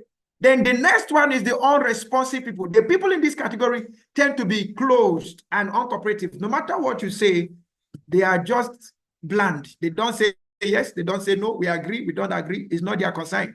So no matter what you say or do, it will be difficult to get them to cooperate and take active part in anything. The best way to deal with people of this category is to have open, friendly discussions with them and ask open-ended questions to find out their opinions and the reason for their inhibitions. Then you should get them to open up. They have the super agreeable people. These are the oh yes people. Hey, anything you say to these people, they are the yes men. Okay? That they are telling you yes, that does not mean that they are actually agreeing with you. Okay? That does not, they are just, in their nature, they just don't like trouble. Okay? So anything that they will do to avoid trouble, they will do it. Okay, so the people in this category tend to be yes men. They tend to agree to everything that you say and to all of your opinions and ideas. However, they will never act on anything that they agreed on. You hear what I'm saying now? The best way to deal with people of this category is to actually get to know them better and work on trying to find out the real reasons that prevent them from taking actions. Then you have the negative people. The people in this category tend to be pessimists. Hence, they will tend to see the negative or downside in every discussion or argument. In every situation, they only see the negative. This negativity causes a fear in them, which prevents them from acting. There are several people today that are not married because of fear of what happened before. Do you know how they broke my heart? They broke your heart 20 years ago. 20 years after, they are still breaking your heart. You allowed your situation to form a nature in you that is not actually who you're meant to be. Okay, there are many people today that are unforgiving just because someone dealt with them some years ago. Some people are unforgiving because of the nature of parents that they had. Some people are unforgiving because of they never knew their father, they never knew their mother. Some people don't care a far day about anybody because nobody cared a farthing about them when they were growing up. And that formed a nature in them, and that nature becomes a pessimist nature. Every one of us agrees that the problem of Nigeria is leadership. So because of the problem of Nigeria's leadership, we now transferred our destiny to the bad leadership. We no longer see the good in us, rather we see the bad in the leadership. Every day of our life, we spend our time talking about leadership, but we don't talk about ourselves again. Just note that if you find yourself in this area, you need deliverance, and this course will bring you deliverance. So let's be tuned to this program, because by the time we get to evaluation, you will tell yourself the truth. One thing that I love about EI is the course is first of all to you. It's first of all to you before to others. All right.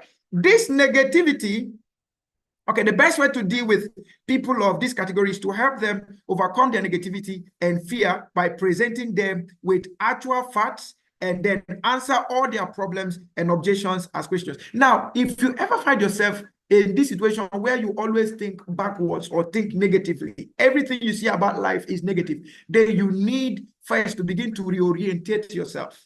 Okay, you need a reorientation, and that's one of the things that this course is doing. Okay, but unfortunately, people that actually have these concerns, they are the ones that will tell you that they know everything, they know all things. So this kind of course is not for them. Okay, now you have the indecisive people. The people in this category tend to be indecisive and lack the power to make decisions on their own. Such people are not sure of their own capabilities and lack self-confidence. The best way to deal with people of this category is to listen carefully and patiently to any clues that they give in their conversation as to the reason for their reservations, and then offer extra support to instill confidence in them. Okay, so my question to you in the comment section, which one do you think you belong to? Which one do you think you belong to? From YouTube to Zoom, which one do you think you belong to? Do you think you are the super agreeable person? You are the let's get through them again. So these are the people here: the hostile aggressive, the complainers, the unresponsive people, super agreeable people, negative people, indecisive people. In the chat room, which one do you think you are? So I have 2 minutes to round up this section. Okay. So what is the difference between high IQ and high EQ? Now, IQ is intelligent quotient. EQ is emotional quotient. All right. Now, we say high IQ is condescending, while high EQ is committed to people and causes. Most often, people with high IQ try to look down on others.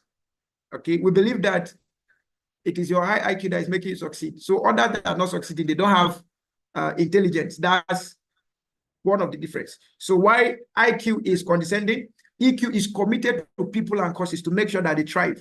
Now, high IQ is critical, while high EQ is poised. So critical in the sense that it views things from a dimension that seems to be only intellectually driven. But poised, they want to find out facts before they take action. High IQ is uncomfortable with sensuality. They are barely sensible. Okay, so we could say that you have high IQ does not mean that you're responsible and responsive. But you cannot have EQ, high EQ, and not be responsible and responsive. Now, high IQ, they are emotionally bland. High EQ, they are sympathetic and caring. High IQ, they are inhibited, they always reserved. While the high EQ, they are outgoing. Okay, so I'm seeing some information in the chat room. Mr. Manuel said he's super agreeable person. David Naitri said he's also a super agreeable person. So we're about 20-something in class. So I would like to know, which one do you think you fall under? Are you super agreeable? Are you hostile? Just tell yourself the truth. Okay, I think at this point, yeah, my time is up. So I will say thank you so much for your time. I believe it was a wonderful section. I won't be able to evaluate myself anyway. But when I come back in my next section, I will look at the importance of EI at workplace, and then we'll continue. But for now, thank you so much for your time, and God bless you. Please, over to the coordinator. We'll just take a few minutes of announcement, a few minutes of questions and all of that. And we move to the next session. All right, okay. Dr. Banito, I mean, this has been so wonderful, all right? Before you started, you made mention something that this particular class is going to be, dealing with theories, practicals, and practices. And of course, everybody can agree with me that that is what we've been enjoying all through this section. Please, can we give Dr. Banito a round of applause from the chat room as we take questions? We just look at maybe 2 questions because of our time, so we can quickly start the next section. Please, if you have any question, raise your hand as we permit you to unmute from your hand and speak. If you have any question, raise your hand so we can make it more practical. He has been trying to explain a lot of things. Thank you to those that are clapping on the comment section. All right, thank you. So if you have any question, because of our time, we are actually behind the schedule at the moment. So kindly raise your hand as we permit you to speak so we can proceed to the next section. Do you have anybody, or we've agreed with everything Dr. Banito has been saying? Is there any issues we've dealt with in our place of work with someone that you want to share your experience and you want to ask how to handle such situation again? Let us know from your hand as we permit you to ask question. Anybody? We have 10 seconds to go before we close that part. If there's no question, that is, we have to go ahead. Anybody once again? Dr. Banito, it seems this particular introduction is eating people up. So there's no question. We have picked our parts where we need to work on and the strength to leverage on as well. So please, we would like you to reach out to some of your friends that you feel they should be part of this class. It's one of those things that we should learn as well. It's part of what Dr. Banito just taught us, emotional intelligence, ability to reach out to people, to also be a partaker of what we are enjoying here. So reach out to some of your colleagues, your friends that they should be here as well to join us for this emotional intelligence. So it's very important we plan ahead to maximize this opportunity. All right. So we said it earlier that this class is not a free class. So please, there's a need for us to make payments. If you are a IIPM member, please go ahead to make the certain payments you need to do as a mix of commitment. And for those that are not member, please go ahead to do the needful as well. We post the necessary information in the comment box here. And also we post the link where you can join the WhatsApp group for necessary information as we proceed. I think we can still allow someone to ask questions if there's anybody before we close that chapter finally. Anybody? Question, contribution, clarity, or anything? Okay. Yeah, there's somebody's hand. Yeah, I'm just seeing someone now. Yes, Mr. Innocent, please kindly unmute from your hand and speak. You are permitted now. Hello. We can hear you, sir. Go ahead, sir. All right. Good morning. Good morning, sir. Yes, I really enjoy the program, and it has been a very good one right from onset, because this has not been my first.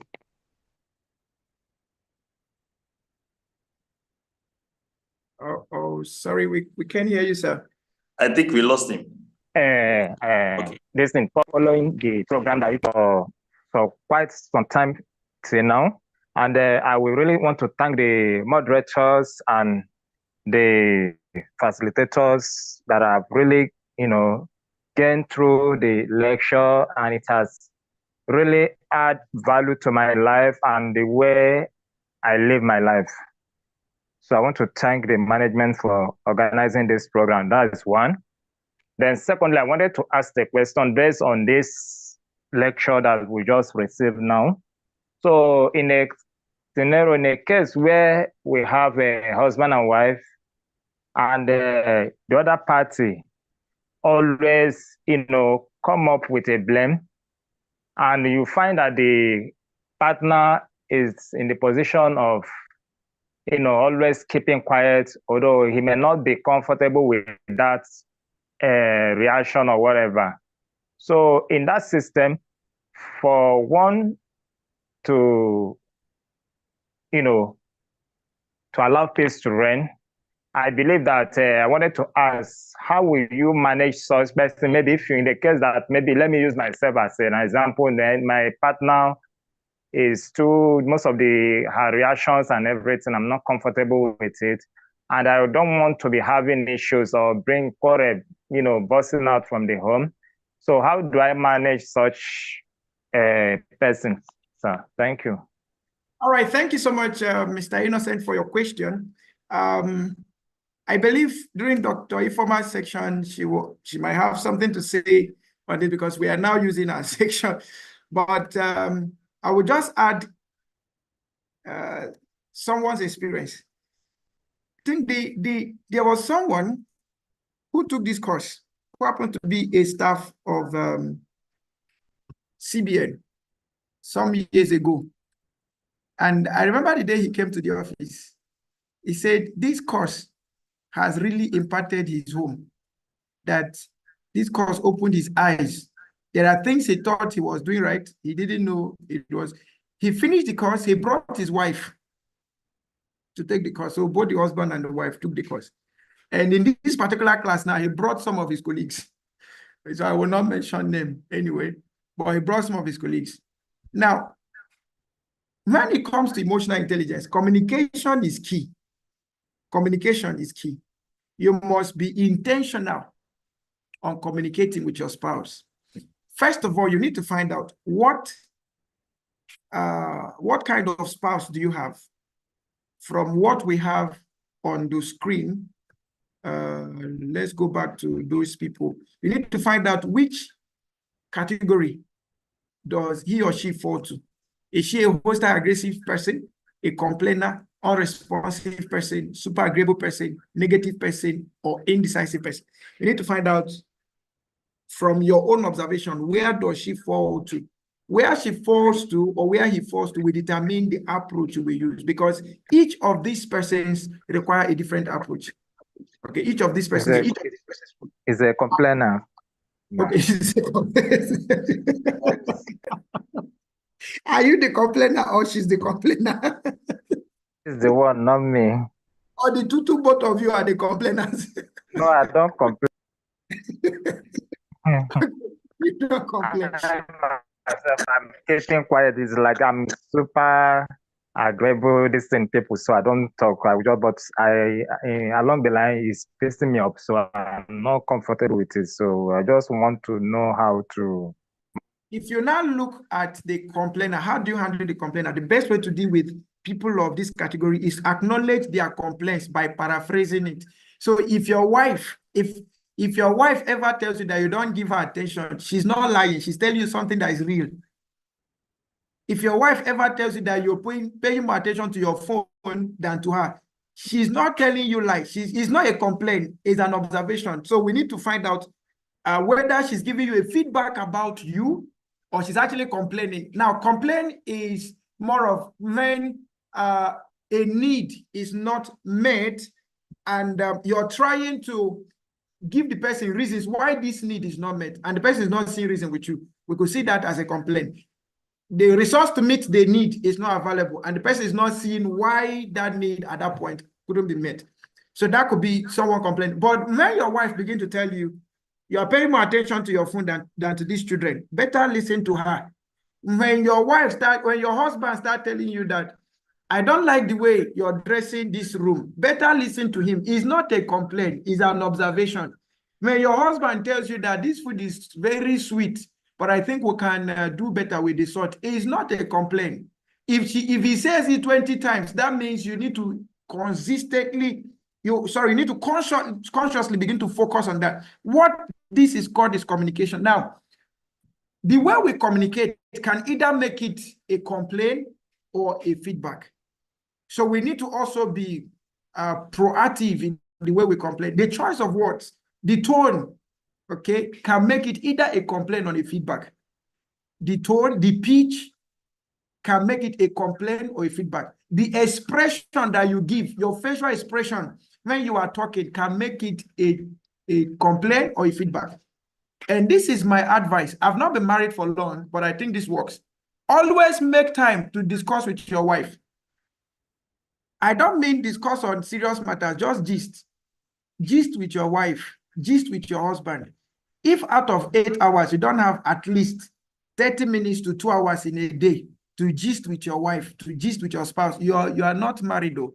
You are just cohabiting. Did you get what I just said now? So when complaints start coming up in marriage, look at it. Is it you? The challenges are they from you, or is it from the other person? But first of all, you have to analyze yourself before you start analyzing others. Okay, because we do inside out approach. Okay, you vet yourself first before you vet others.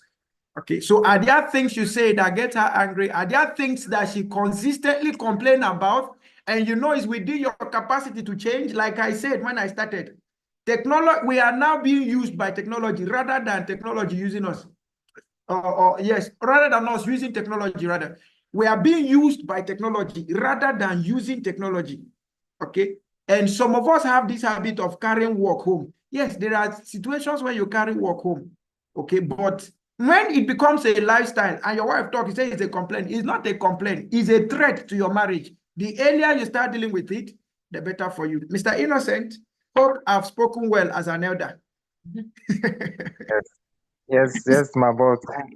I really want to, yes, I've taken note of that, but I really want to add something to it so that the matter will be, or the case will be, treat once at once. Like, for instance, now, most of the things that she has been complaining is that, I wanted to ask this question, is it wise for every project or everything that man wants to do, it will involve the wives? Because there are some things that you may want to do and you will tell your spouse, and at the end of the day, she will end up, discouraging you, telling you, giving you one of the reasons why you should not go onto that project, or carry out that project, that you should leave it, or continue making the project pending.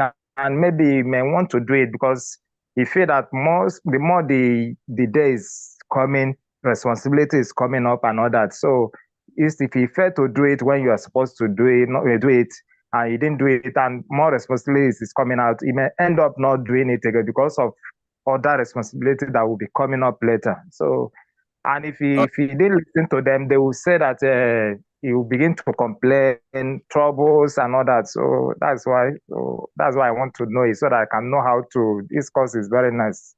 I love it. Okay, Dr. Banito, yes, can you hear me? Please, how do we manage our time? We still have somebody that is asking question from the comment box. So most of the questions, I will move it to Dr. Informa section because she's in class. Okay. I see Mr. Victor also put a very wonderful comment in the chat room. So Dr. Informa, please, if you can hear me, I'm handing over right now. So you can do a touch to this question. And she cannot proceed. Yes, to our own section. Yeah. Mr. Victor said she may, referring to the wife now, she may be objectively observant, assertive and quick, decisive solution provider. She may want to finish a project and more to, and more to that. The other party may need listening to understand. She may on her, so I think some things are breaking. Both partners are teams. Best players don't win football matches. Okay, so I think it's trying to talk about when a team is collaborative, that's when they will not necessarily that they are best players. She may have a perspective to your vision, okay? All right, so I will welcome Dr. Ifeoma, but just to say one thing, this is one thing I say when it comes to matters as this, discuss everything with your wife except the thing that will give her high blood pressure. This is my own view. Anything you have the emotional capacity to handle, problems, you can just keep it aside and handle it. When you're done, you can now tell her, this is what came up and this is what I did. Because sometimes you can share those things. It can trigger some emotional hijack on our own part. Okay, so anything that will cause high blood pressure, just find a way to deal with it. Simplify that information, simplify that event before giving to her. Just don't just give it to her wholly, because she might not have all the shock absorber to take on. But when it comes to projects, investments, life decisions, and all of that, you have to involve her, because anything that becomes of the outcome, she will be the next of kin to be the partaker of it. So she needs to be aware of what you are doing part-time. And that's why I said, make out quality time to always have discussion with your wife. It took me time to learn this. Kudos to my wife, who was persistent to make sure that she got me on that part of life. Okay, and I think I'm better off with communicating with my wife than just thinking, go to work, get money, give them money. Once in a while on Saturdays, you stay at home, you play with them, and you think you're good as a father. You're just far from being a father, all right? Okay, and just to put the eyes on the cake, let me hand over to Dr. Ifeoma. That's where I'll put the eyes on the cake. Dr. Ifeoma, please, if you can hear me, I'm done. On the screen, you will see the, what do you call it? The fees, how much you're to pay and where you're paying to. Please kindly pick up your phone and make your payments now if you've not paid. Okay, please kindly pick up your phone and make your payments now if you've not paid. You will see the information right on the screen. Thank you. Out. So Dr. Ifeoma, please just give me a moment. Let me just share that information. And yeah. Dr. Ifeoma, please, can you give me a moment? I would like to share this information. Just let me bring down your slide for a moment.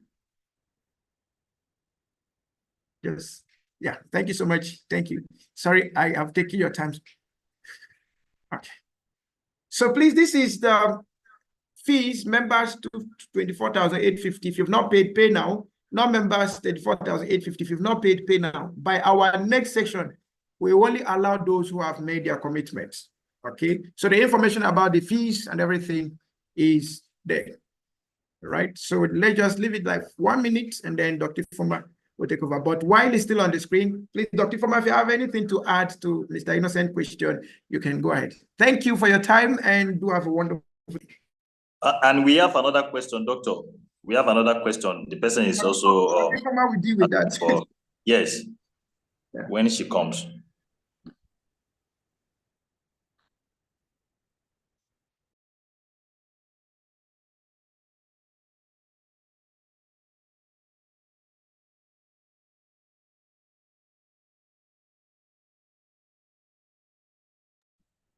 Dr. Ifeoma, over to you, ma.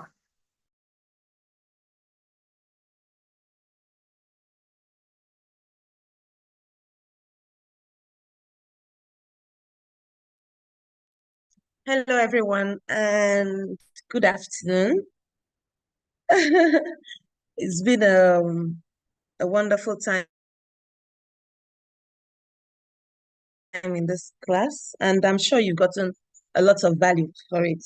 So many things have been shared. But before I start, I'll answer the questions later. I'd like us to just take a few minutes break so to avoid emotional hijack at this moment. Just stretch your legs. In 5 minutes, we'll be back.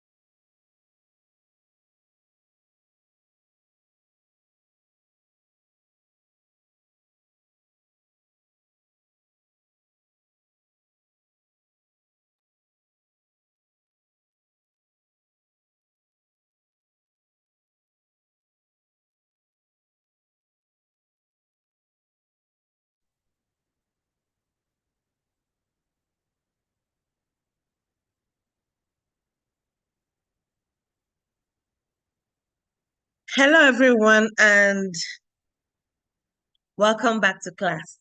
I hope we are all together. I hope you've stretched yourself, you've taken a cup of water, and you're good to go for the second session. All right, the first session was very, very interactive. I'm sure that's why we enjoyed it till time passed. So I want to just be sure that I'm speaking with somebody and I'm not talking to myself alone. So please, in the chat room, if you can hear me loud and clear, just type 1-1.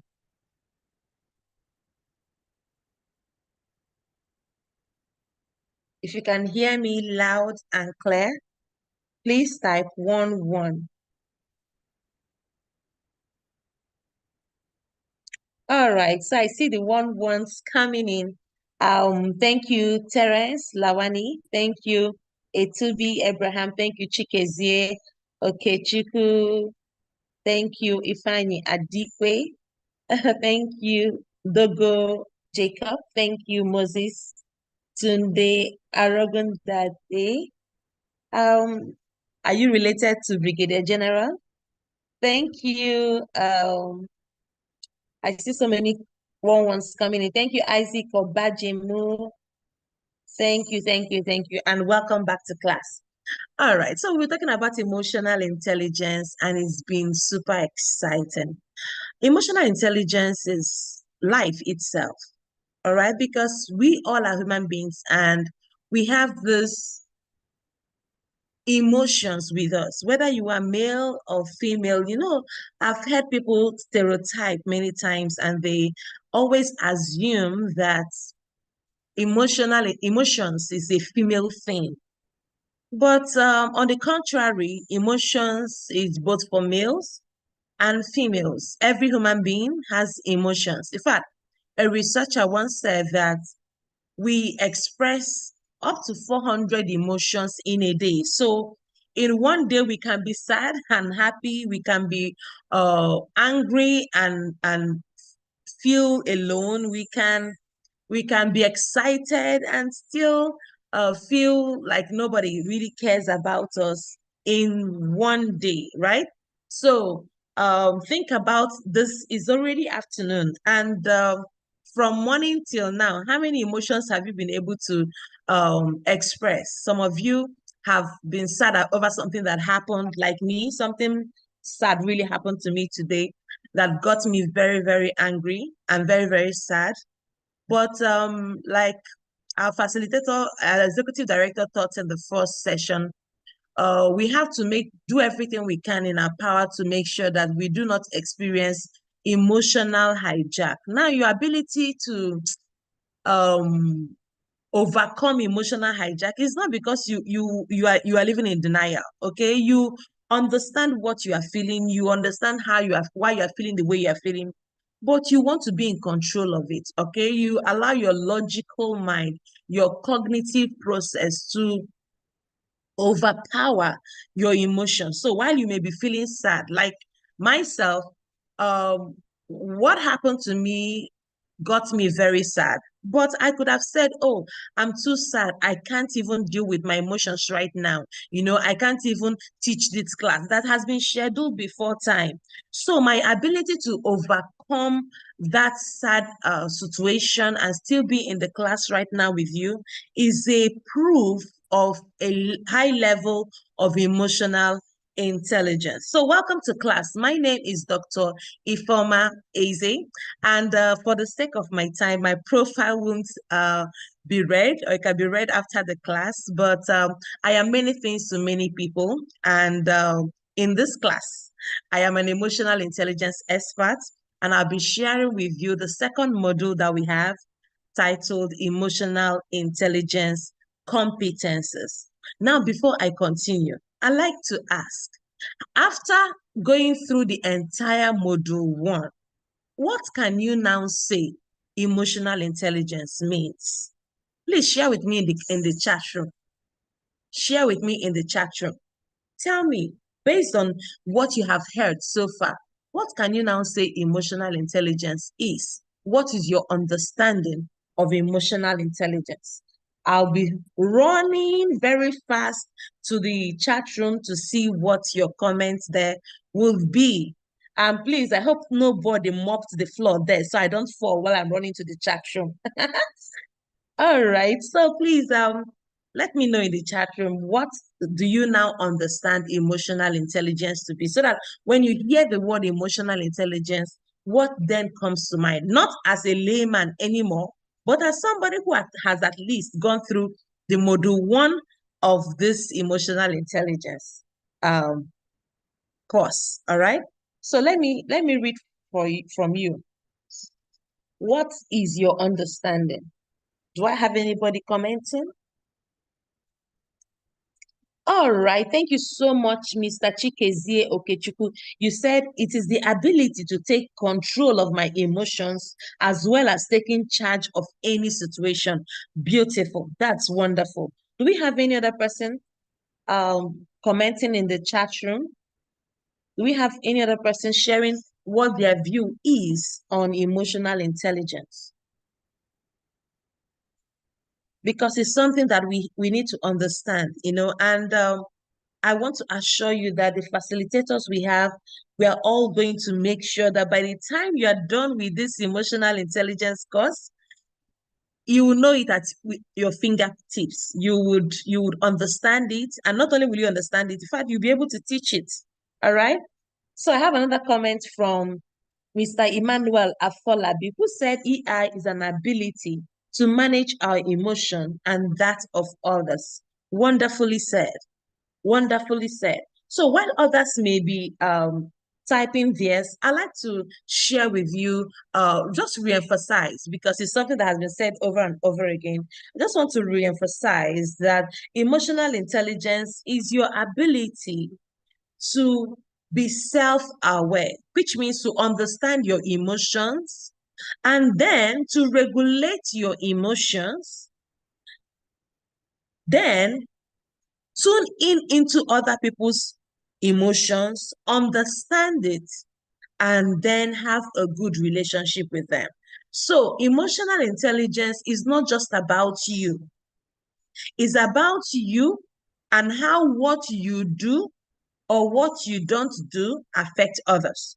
So it's about how you are feeling per time, how you are able to control how you are feeling, and how and what in the ways through which how you are feeling affects other people around you. There are people who are so cantankerous, so resentful, so arrogant, people can't stand them, people can't stay around them. They have this self-righteousness kind of attitude. Some of them are narcissists, some of them are gaslighters, some of them are very arrogant people, and all of these things go a long way in making relationships with other people difficult. I see another comment from Mr. Moses Tunde Arogunda. They said, emotional intelligence means understanding my emotion, taking charge of it, and being able to respond to other people's emotions. That's so excellent. Thank you so much. All right, I have another one from Padri Forsat Tenyola. I don't want to say Mr. or a Miss. I don't give you the wrong gender, but you said emotional intelligence is the ability to manage both your own emotion and understand the emotions of people around you. Excellent, beautiful, well done. I have another one from Mr. Terence Lawani. He said, emotional intelligence is an integral skill required by all to navigate our interactions and engagements with ourselves and people we come across. That is very technical and wonderful. Thank you so much. So we understand what emotional intelligence is all about. It's not just about ourselves. It's about we and how we relate to other people. But for you to be able to relate well with other people, you have to understand them as well. Now, this is why we'll be looking at the module 2 that is about emotional intelligence competences. I have in mind that some questions were asked earlier, but I'd like to plead with us. Let me wait till the end of this class to address those questions.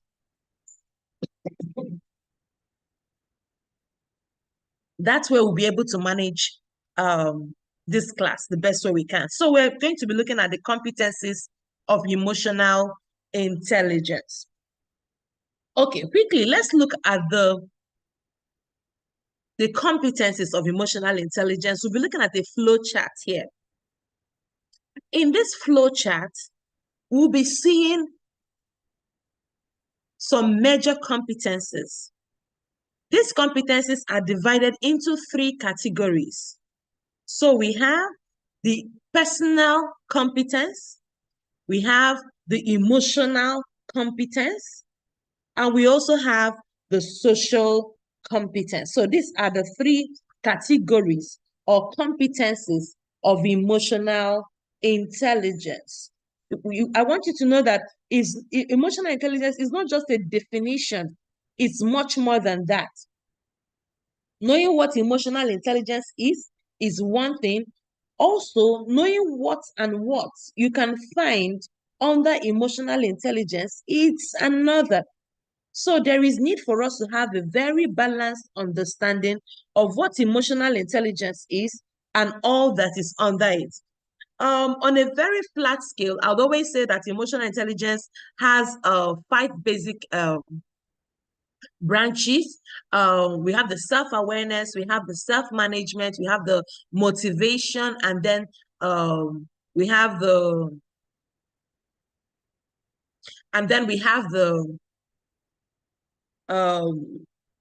social skills. That's the ability to relate with others and empathy. So these are usually the 5 aspects or ingredients that make up emotional intelligence. And we can see it in display right here in this flowchart. The difference between what I just gave you and what we have here on the screen is that these ones have been categorized into basic competencies. So we are going to be looking at these competencies one after the other.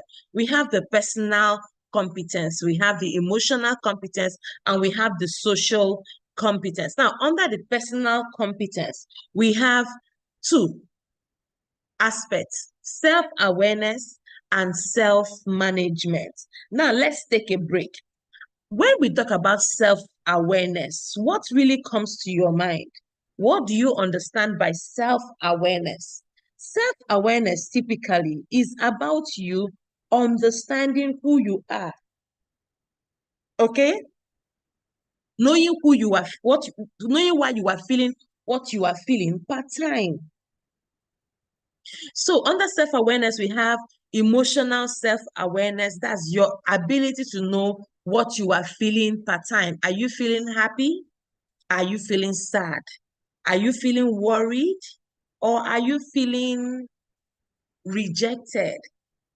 Or are you feeling needed? Or do you have a lot of maybe self-confidence? What are you feeling? Okay. The next one is an accurate self-assessment. You should be, in fact, nobody will do this for you. It is something you practically have to do for yourself. You should be able to look at yourself and say to yourself, I am this, I am that. Okay. Nobody's going to do that for you. You are the one. In emotional intelligence, you take responsibility for your emotions. All right. So while your husband may have been the one that made you sad, while your wife may have been the one that made you sad, while your children may be the reason why you are sad, you need to understand that it's not just about them, but it's about your interpretation of what they have done. So that is why in motivational speaking, we always say that life is about 10% what happens to you, but 90% how you react towards it. What could have happened to you? Maybe you got a sad news, maybe somebody died, maybe you lost some money. You have to first and foremost tell yourself, how are you feeling about this? Okay, be self-aware. Find out how you are feeling about it, and then it is only when you are self-aware that you can manage yourself properly. You don't manage what you don't know. So under personal competence, the first thing we look out for is self-awareness. After you are now aware of yourself, aware of what you are feeling, then and only then can we talk about self-management. Now, this is your ability to say, even though I am sad, I should be able to exercise self-control, all right? Not to lash out on my boss, not to lash out on my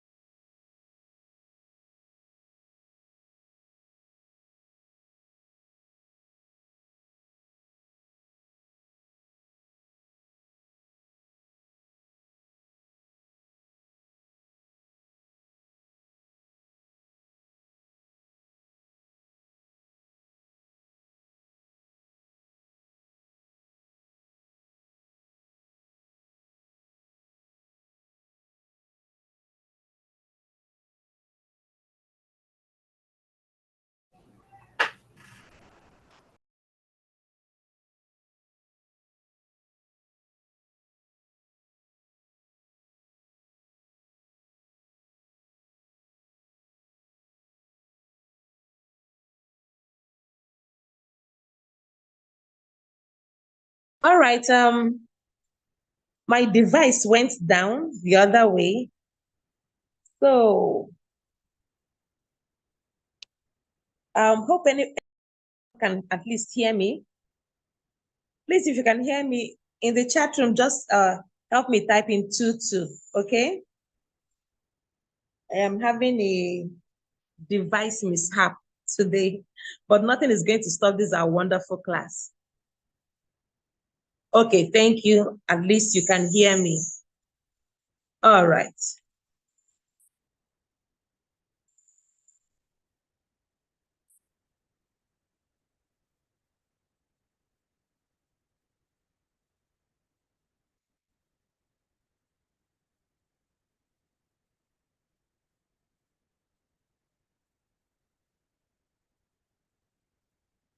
All right, so I'm trying to see how I can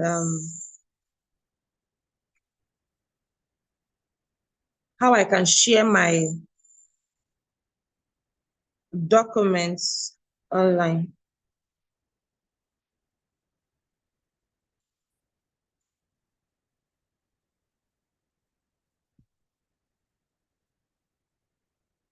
All right, thank you, everyone. Please just give me a minute to fix the stuff here, okay?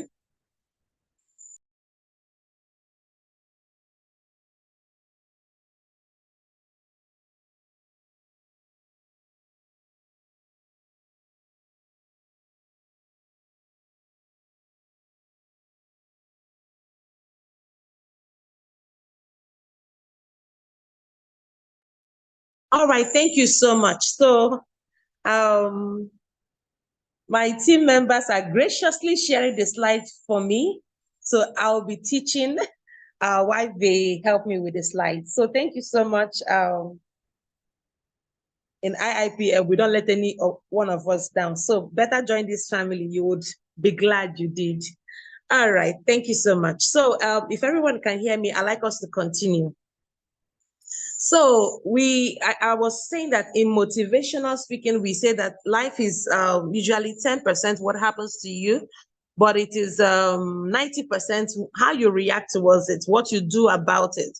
And that is where self-management comes in. You need to be able to manage yourself effectively. You need to be able to control your emotions instead of allowing your emotions to control you. You see, many times we may not like what is happening around us, but the difference is in how we control our emotions. See that boss at the office, that one who everybody looks up to, that leader within the office that everybody feels comfortable talking with. You know, there is something that person has that others don't have. You know, beyond what they feel, they're able to control and themselves and they make other people equally comfortable to share what they are feeling with them. So if you want to be that go-to person in your office, you want to be that go-to person in your organization, or even in your family, you have to intentionally create an attitude around you, create an atmosphere around you that shows people that you can actually manage yourself. You can actually control whatever it is you are feeling. So under self-management, we have emotional self-control, we have transparency, we have adaptability, we have that's the ability to adapt to situations irrespective of what comes. Yeah, it happened. It does happen. It happens to people. You are not the only one. And then it happens. So what?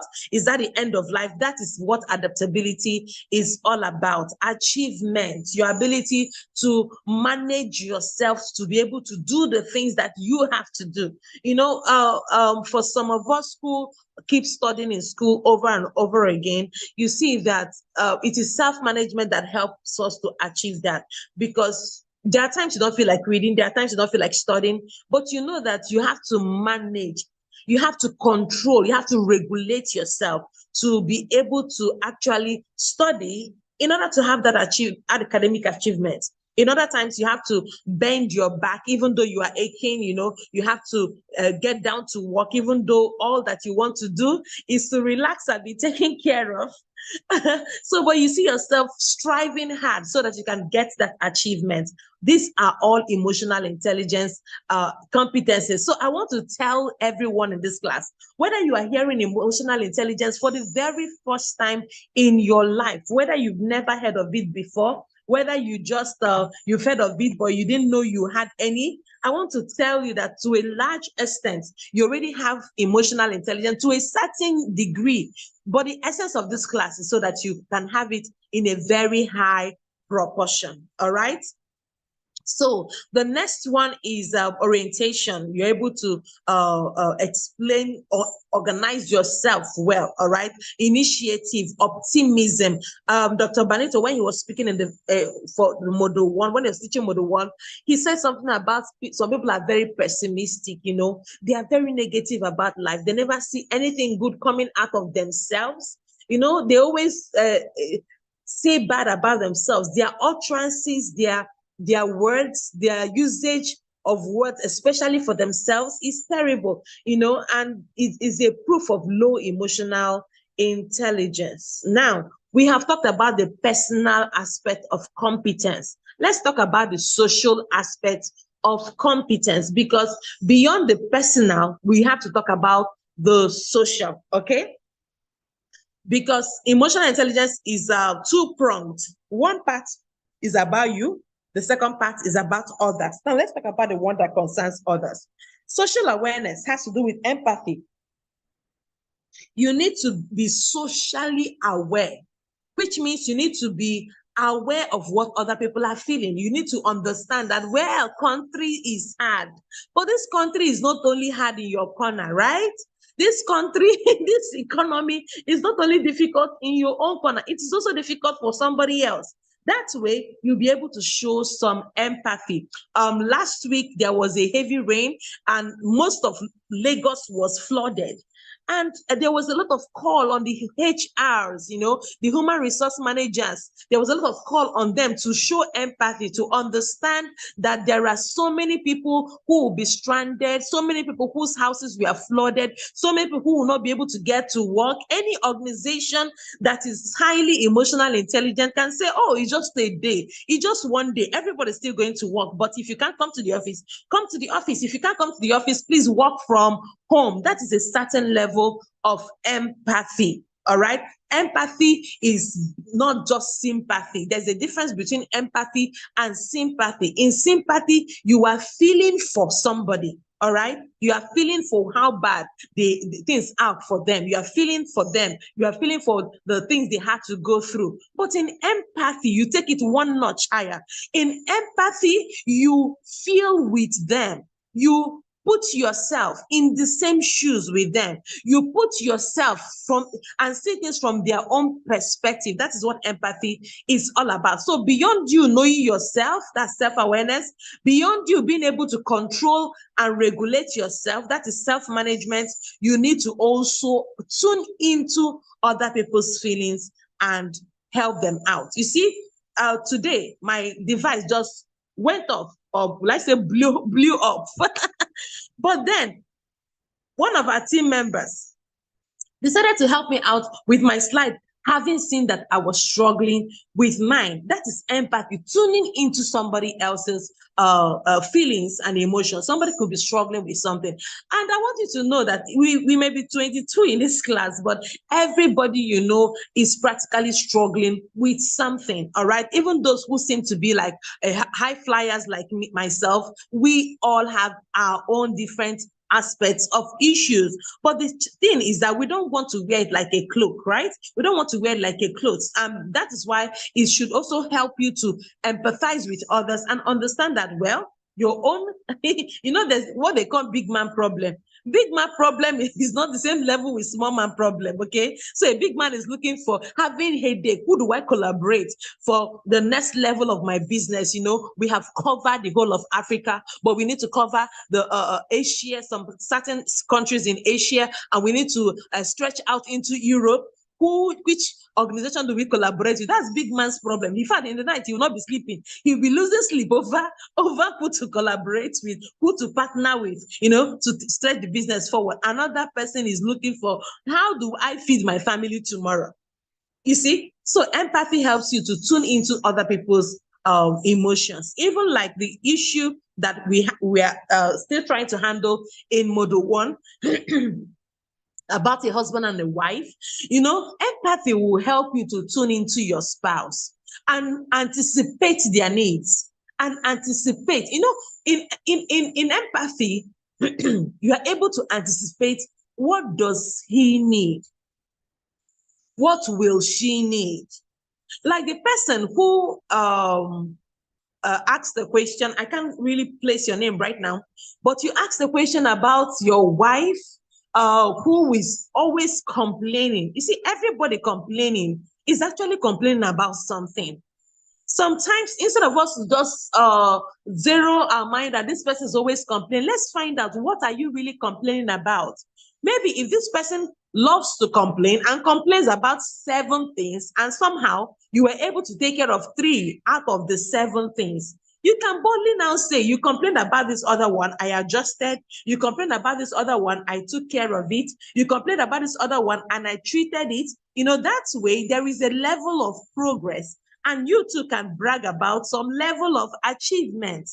Empathy helps us both in our relationships at home, and even our relationships in the workplace, and even relationships with other countries, understanding what they are going through. So let's move on. Organizational awareness. When you have social awareness, you are able to understand and anticipate the needs of your organization or any organization you want to work with.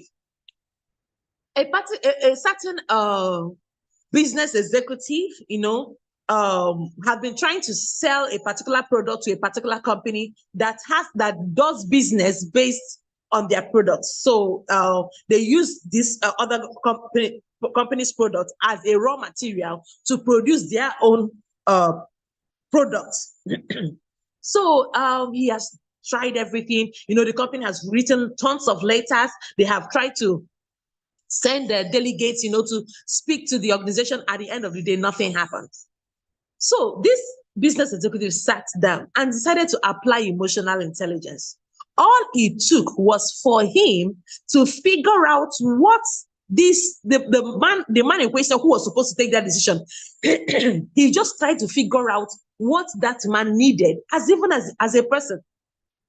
So he discovered that one of his children have been trying to enter a particular private university, and he has been struggling with it. You know, they've been writing exams, and he has been hoping. But it happened that he has a good relationship with the registrar of that university. So he just met him just at the floor of their office one day and said, "Hello, hi, how are you doing?" He said, "Fine." He said, "I'm from this organization, and I just I've heard a lot about you, and I know that so many things have been happening, and my people have actually been coming to you for something, but that's not why I'm here. I also know, you know, awareness, that's what it is, you know." He said, "I also know that your child has been struggling to enter so university. I'm trying not to call the name of the university, but I have somebody there, and your son has the grades. So it's not an issue of your child not being qualified. Your child is very qualified. It's just that there are so many people to choose from." I said, so I will just give you the person's number. Just let this person know that I told you to call her. And that was all it took for his son to enter school. Do you know that those proposals that they've been sending over time, that they were saying no, no, no, no, no. Eventually, it worked out for the entire organization, simply because somebody sat down to look at emotional intelligence. So emotional intelligence is key. You can use it in everyday life. You can use it in your job. You can use it. In fact, the one who has emotional intelligence stands to be promoted 10 times more than the one who does not have emotional intelligence. So it is very, very important. Even service orientation. Dr. Barreto was sharing with us, why is it that your account officers are no longer called account officers, but they are called relationship managers now? They are called relationship managers because the bank understands that you are a customer and that there is need for them to have a relationship with you. So it's not just about the service that can be delivered. It's about understanding that this service is delivered to somebody who has emotions, and then you tune into the emotions. It was social awareness that made Coca-Cola to decide to start putting the names of people on bottles of Coca-Cola. Let me ask you, in this class, how many of you saw your names on the bottle of Coca-Cola? In fact, and because of it, you bought a bottle. Number one. I remember the day I saw my name on the bottle. In fact, I didn't throw away that bottle in a hurry. I kept that bottle for a long time, you know. I was really happy. I was a student. I was happy to see my name on top of the bottle, a Coca-Cola bottle, you know. And honestly, I don't like Coke. I don't take Coke. But that day, I bought that Coke. And when I was tasting that Coke, it did not taste like Coke again. Even though I'm not a Coke person, I don't like Coke. But when I was tasting that particular one, it tasted like it was different. Like there was some special ingredients used to make it, you know? And this is what Coca-Cola as an organization that has practically everything. They were able to become socially aware. So in this class, I'm waiting for you in the chat room. Tell me if you saw your name on that bottle. And if that made you buy Coca-Cola. Tell me. I'm waiting for you in the chat room. I want this class to be as interactive as possible. Is anyone responding? Okay, even if you didn't see, just say I didn't see, okay? That way. But I know lots and lots of names, you know. Lots and lots of names we have written on the bottle, and that made many people interested. Okay, if your name was not written and maybe a friend's name was written, a family member's name was written, or you even saw a bottle with the name of a family member, and because of that, you bought that bottle of Coke for that person, let me know in the chat room equally. Because this is a typical example of social awareness.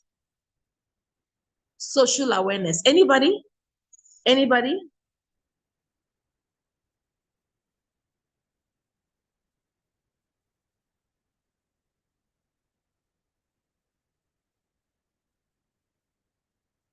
All right, I hope I'm being heard, because if I'm not being heard, that's a different matter entirely. Hope everyone can hear me loud and clear. Okay, so I have a comment from Mr. Emmanuel Apola. He said, I actually didn't see my name, but I saw many other people's names. Okay, so I never got to see my name on the bottles, but I love the initiative. All right, I'm sure I saw Mary. Mary Omeza. Yeah, I'm sure I saw Mary. I'm sure, because I had a friend, her name was Mary. Yes, Etienne Frank said he saw his name. That's wonderful. That's wonderful. So it was a beautiful initiative based on emotional intelligence, the ability to be socially aware. Then the next one is relationship management. Now, let me tell you this. If you are self-aware and you have exercised self-management and you are socially aware, then and then, only then can you be able to have good relationships with people. Because when you're able to tune into the needs of people, after having control of yours, you'll be able to develop others. You'll be able to build others up. You will remember that you were built up, and because of that, you want to build others up. Then you have inspirational leadership. Change will be possible. You become a change catalyst. Not only that, you will influence lots and lots of people. lots and lots of people. Yeah, Mary said, yes, I imagine my name was popular enough, but I didn't get to drink from my bottle. Oh, I wish it was still on. I would have bought you a bottle of Coke and waving it to wherever you are. But let's hope somebody else does that next time. All right. So when you are able to have good relationship management, you'll be able to also handle conflicts powerfully. You're able to manage conflicts well. Then you'll be able to engage in teamwork and collaboration. Now, did you know?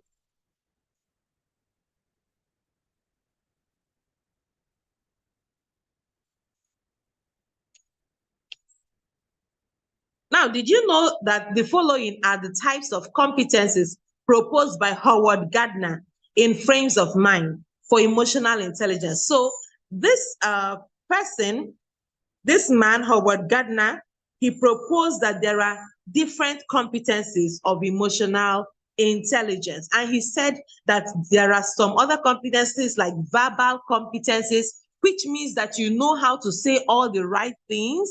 Have you seen playboys and seductresses? Seductresses and playboys, they all know the exact words to use on their prey. I call them prey, yeah? Because these are predators, okay?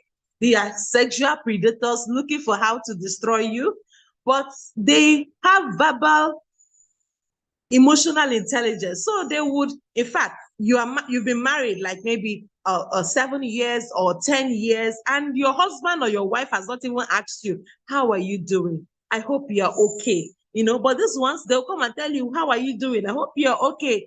What are your visions? What are your plans for your life? You know, you matter. You look amazing. And the person you are married to, you live in the same house with, has not said anything like that. You know, these ones have it verbally. They may not have it character-wise, but they have it verbally. You know, another one is logical or mathematical emotional intelligence. In this one, they're just trying to figure out what is the best way, like the Coca-Cola approach I shared with you. That was emotional intelligence that was purely logical and mathematical. They knew that if they did this, they would get these results, right? Another one is visual emotional intelligence. You know why people spend a lot of money on billboards and advertorial materials? Because they want to tune into you, right? So when you see a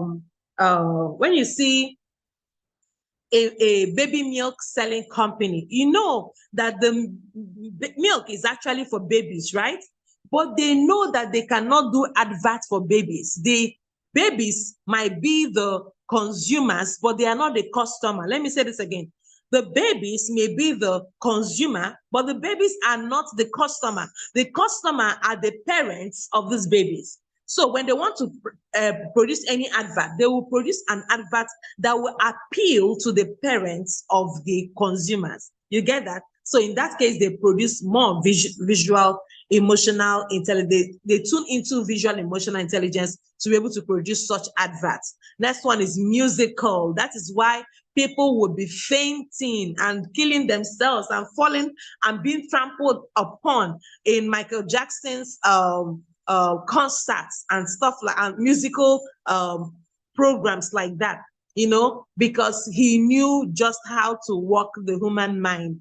Okay, so another one is bodily emotional intelligence, kinetics. So the focus is now on the body, what they do with their body in order to tune into you. This is usually used by performers, actors and actresses. You know, they try to use they use emotional intelligence to portray a certain story, to tell a particular story. Then there is the interpersonal, that is emotional intelligence between persons. And then there's intrapersonal emotional intelligence within yourself. So let's talk about, remember we said that there are 3 major competencies of emotional intelligence: the personal competence, the emotional competence, and then the social competence. So let's look deeper into this. We have the following are the personal competencies of emotional intelligence. One is self-awareness. The second is self-management. We're going to look at this in detail, even though I've mentioned them already. Now, self-awareness means knowing one's internal strengths, preferences, resources, intuitions, all right? So your ability to know what you are feeling on the inside is essential. Emotional self-awareness means reading one's own emotions and recognizing their impact, such as using a gut sense to guide decisions. So you see somebody saying, in my gut, I feel this is not right. I think there's an inkling, there's something inside me that's telling me, I should be careful of this person I am in a relationship with. I should be careful of this person who is bringing a proposal to our office, because there's a way he sounded, there's a way he looked. These are things that can save an organization and even save a family and even save an individual. So emotional self-awareness is one's ability to be aware of one's feelings and emotions and to be able to differentiate between them, to know what one is feeling and why you are feeling the way, and to know what caused the feelings. It means recognizing one's emotions and their effect. There are people, in fact, some of us, when we're growing up, we experience what we call transferred aggression, at those times, things were not even as difficult as they are now. Just imagine.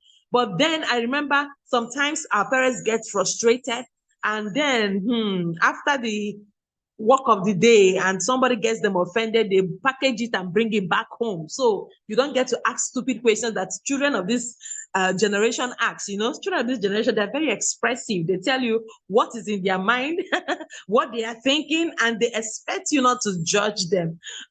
It's really, really very funny. But in those days, we had no power to express what we are feeling or what we are thinking, and we got knocked for different things that didn't even make sense. I was watching a short video on Facebook sometime last week, and it was about a little boy. This boy was about 3 to 4 years old, and he was telling his mom about his crush. So he was having a crush on another small girl in his class, and he was telling his mom how he liked her pouring down her hair, how he liked her with her, was it her forehead or her eyes? And the mom was just laughing about it. In our days, even if you like, be in SS3, by the time you mention anything like that, what you will get is buzz from your father or your mother. It's not going to be funny. Please, if you had street parents like mine, please let me know in the comment section. Tell me what yours look like. Honestly, it wasn't funny, but God is so gracious that he will allow one person to be the stricter one and the other one to be the nicer one. So in that case, my dad was the very, very nicer one. And then my mom was the street one, she was like the Margaret Thatcher of the house.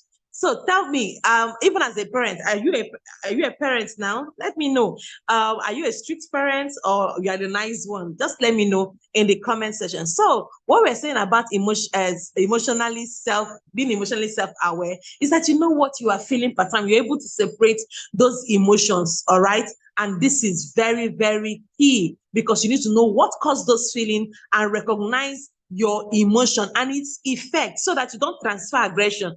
One thing I have learned very well, because I had a lot of transferred aggression as a child, I was on the receiving end of a lot of transferred aggression.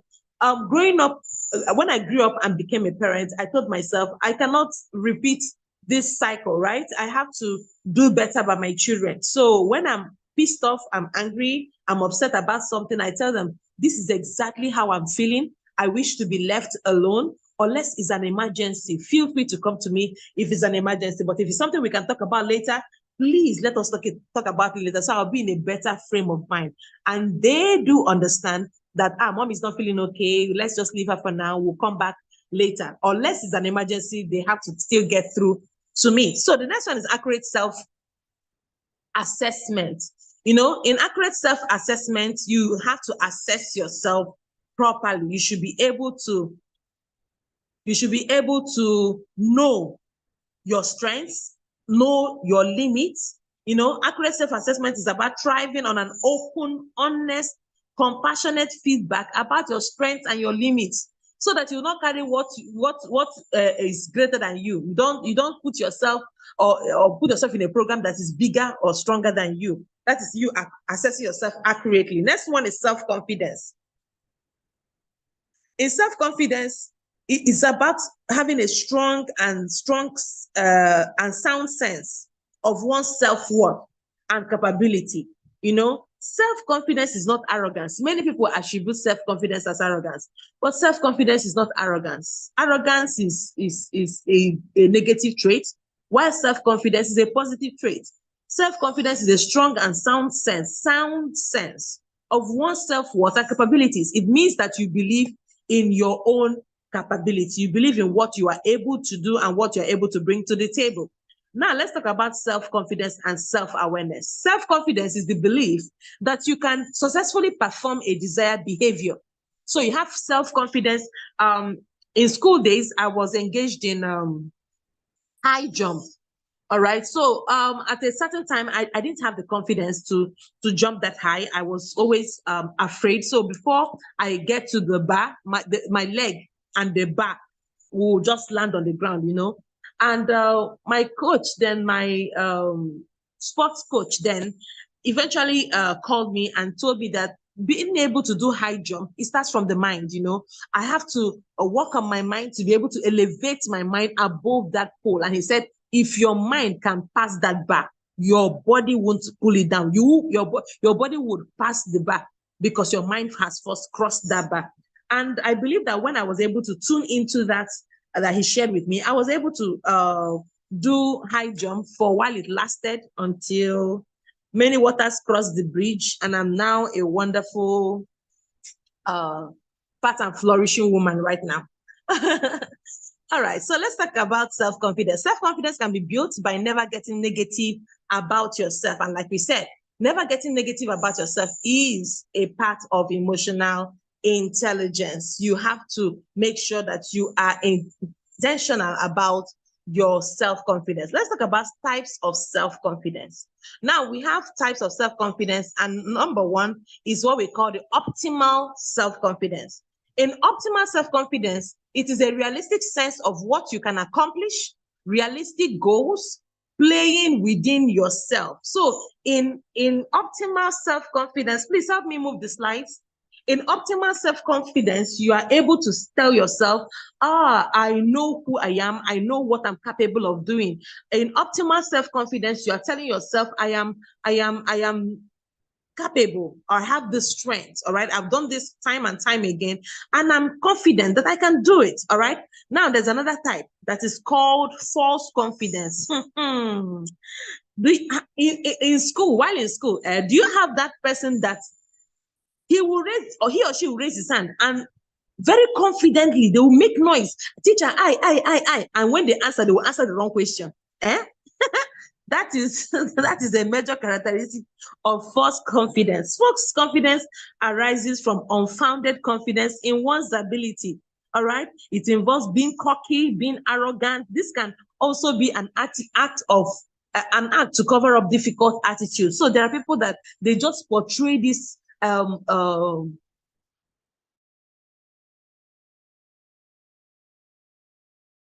of false confidence as struggling to be confident. They don't even know anything, you know, like they say that the empty barrels make lots of noise, right?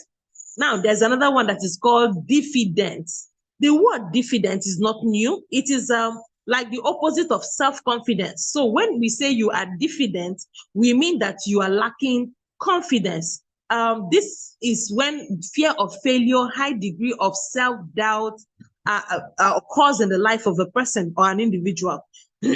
Such people use ego to protect their behaviors. Like I know of a particular couple who always have problems. Now, the problems they have would always arise from the fact that the wife is learned, but the husband is not learned. So there would always be this fight about, you don't correct me, you don't tell me what to do. Is it because you went to school and stuff like that? So this couple would always be fighting, always be quarreling. And what is the cause of the quarrel?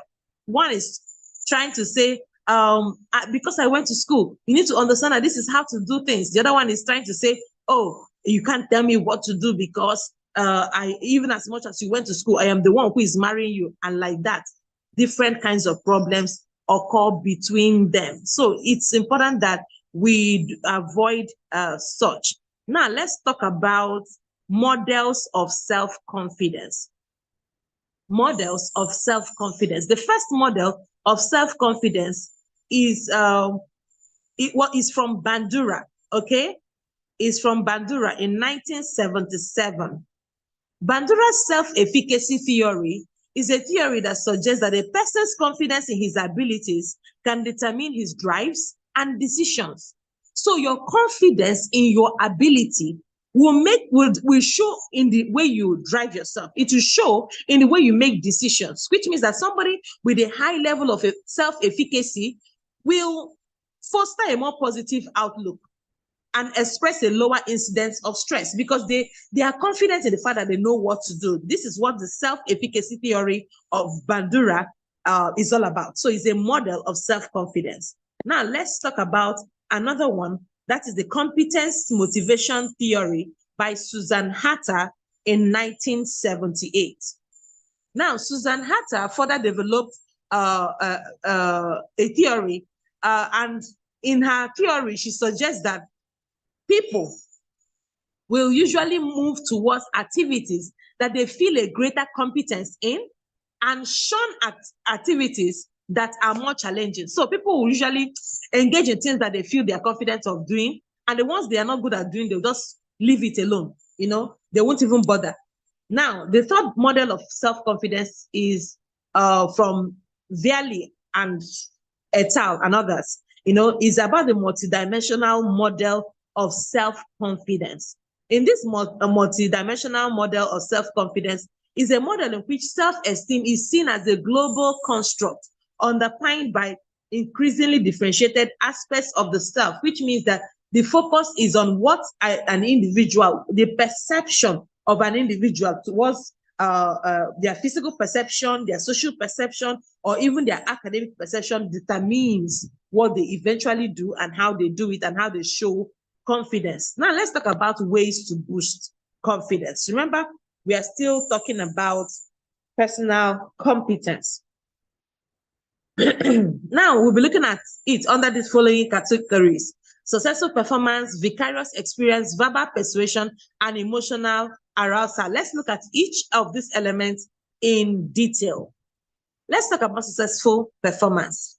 The easiest way to boost your self-confidence is by taking up tasks that you can complete successfully. So you know that even if they hold a gun to your head, you cannot do back tumble. Why would you want to engage in it? So the secret in trying to boost your confidence is that don't keep trying to do what you know that no matter what they do to you, you cannot do it.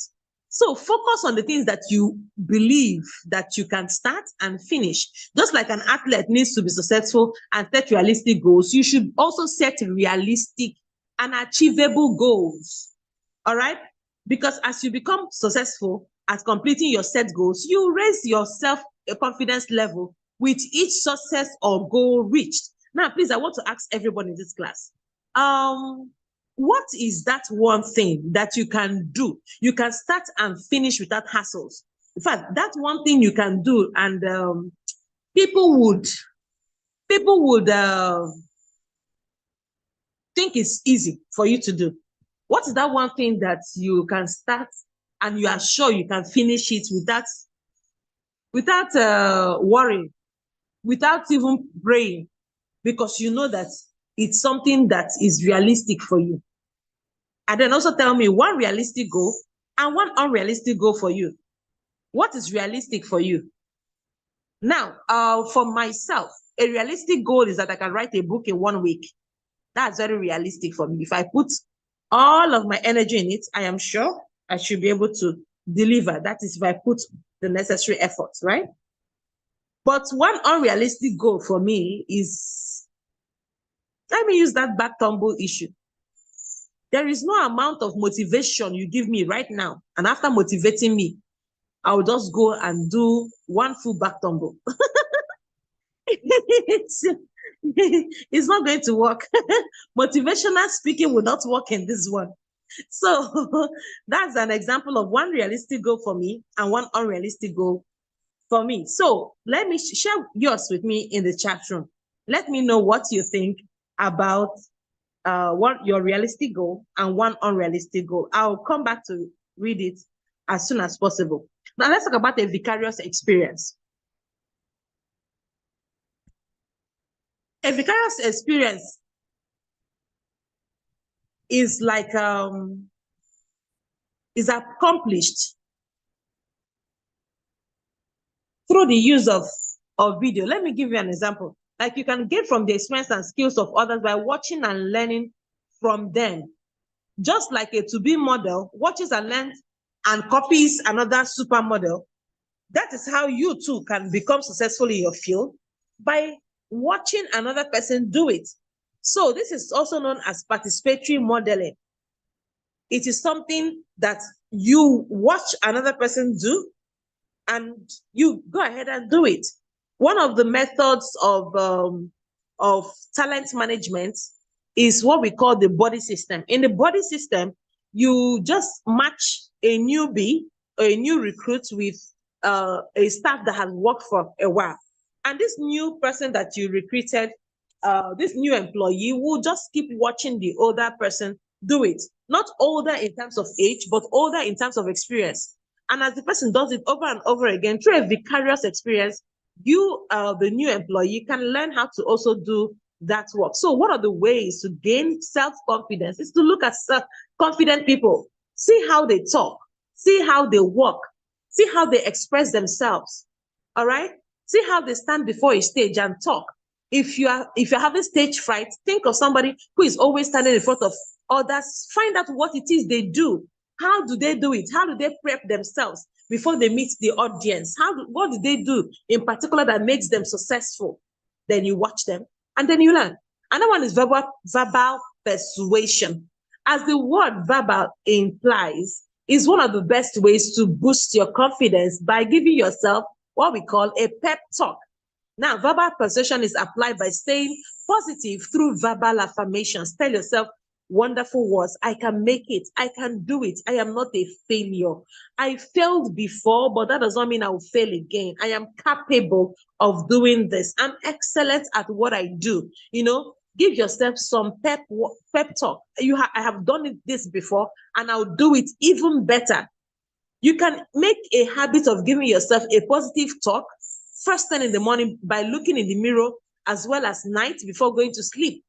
Tell yourself, I may not have achieved all my to-do list today, but tomorrow I'm going to do it better. I'm going to achieve it better because I am not a failure. Even if I came from a gene, from an ancestry of those who are always failing, my own case will be different because I'm going to break those mental barriers. I'm going to shatter those glass ceilings, and I'm going to make a name for myself. This is how you make verbal persuasions. A closed mouth is a closed destiny. Open your mouth and tell yourself wonderful things about you. At least if the people around you are too blind that they cannot tell you nice things about yourself, you do the talking to yourself in front of a mirror. All right. If you don't have a mirror, go to the back of the window of your house. The glass will be able to reflect the mirror back for you.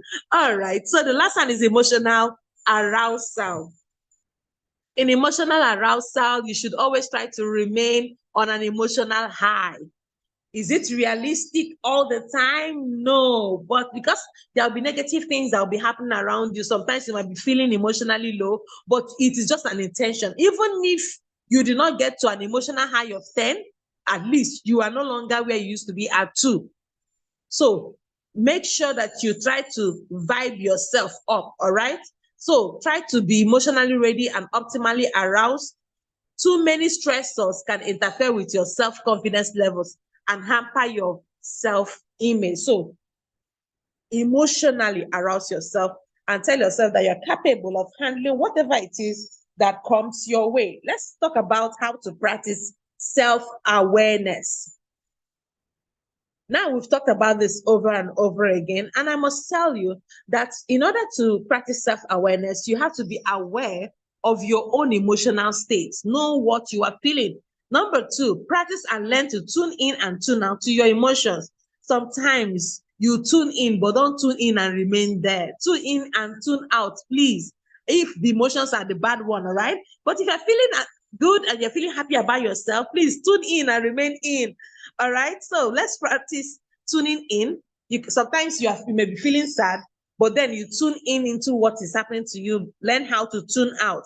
That way you are the one in control of your emotions, and your emotions are no longer in control of you, so that you don't find yourself in a situation of emotional hijack, where your cognitive responses are stalled and the only thing that is deciding to take over is emotions. It is emotional hijack that make a spouse to finish beating on that spouse, and then the next minute they'll say, I'm sorry, it's the devil, I didn't know what I did. It's because you allowed yourself to be emotionally hijacked. When reasoning and rationality and cognitive behavior returned, you discover that what you have done was bad. So what we're teaching you in emotional intelligence, it will make you to have a wonderful relationship with your spouse, a wonderful relationship with your children, even your family members, even at your workplace, even in your big position. It will help you all round as a person. It will make you a better human being. It will make you a better husband. It will make you a better wife. It will make you a better colleague at workplace. It will make you a better boss. It will even make you a better subordinate. All right. So learn to control your emotions and your responses, even in stressful situations. Somebody who is listening to me now will not know the amount of stress that I am in. This entire week is super, super stressful. But I can't allow it to affect the way I facilitate in this class, because I know that many people have been planning for this. Many people paid for this class. So I cannot give them chaff because of how I'm feeling. So I completely tune out. I tune out of how I'm feeling and tell myself that all those things that are happening in and around me, they have to wait until this class is over. That's how you respond. You control your emotions, all right? And then identify the importance of emotions, even in technical fields. Do you know that there are some technical fields that you might be working in? If you are feeling bad, just because you are feeling bad, you may even, the machine that you're working with can even cause injury, not just to yourself, but to others. Imagine a crane lifter, somebody who works with cranes, and you are having a bad day. You cannot have a bad day when human beings are down there and whatever your crane is lifting drops on their head. God forbid.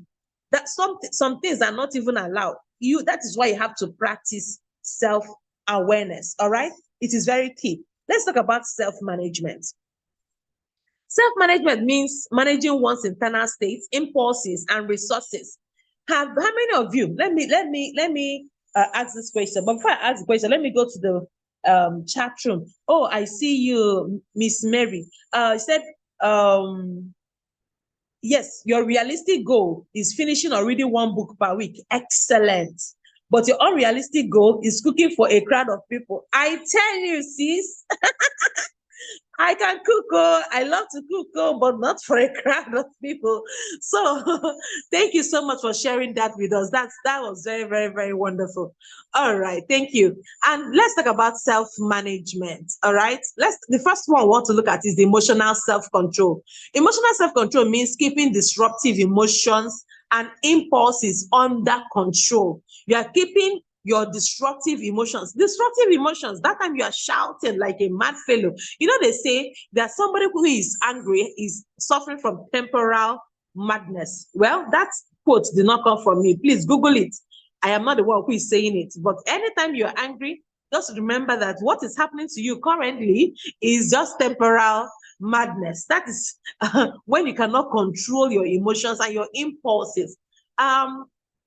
Why I know that we as human beings have self-control is that no matter how angry you are on the road and a military personnel decides to use that stick he was using on the road at the checkpoint to hit your car, you don't step out of the car and start slapping that military personnel, right?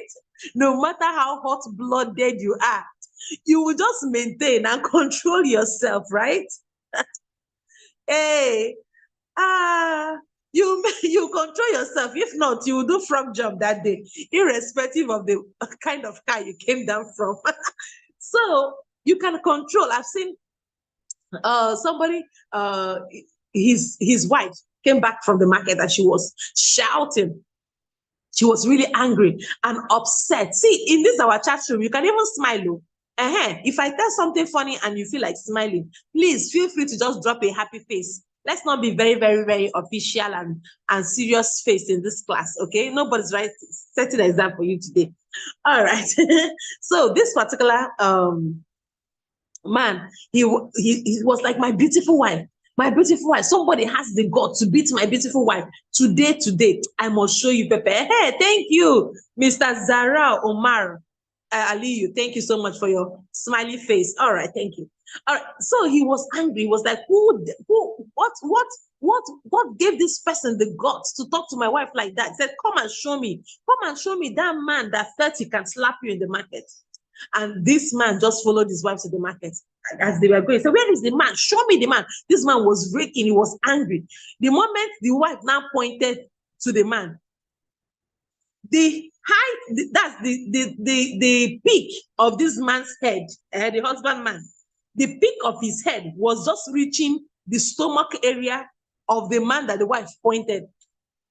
By the time the man just looked from the stomach, that was where his eye gaze reached, and he looked up. It was a giant of a man. That's who his wife is telling him to come and beat. The man asked her, oh, bros, good afternoon. How are you? My wife told me about a lot of good things about you, and I said, let me come and just greet you this hot afternoon. Well done, sir. The brotherhood is proud of you. This time the man just dragged his wife and said, you want to kill me before my time? And he went back home. So this tells us that we all can actually control our emotions. We are not animals, right?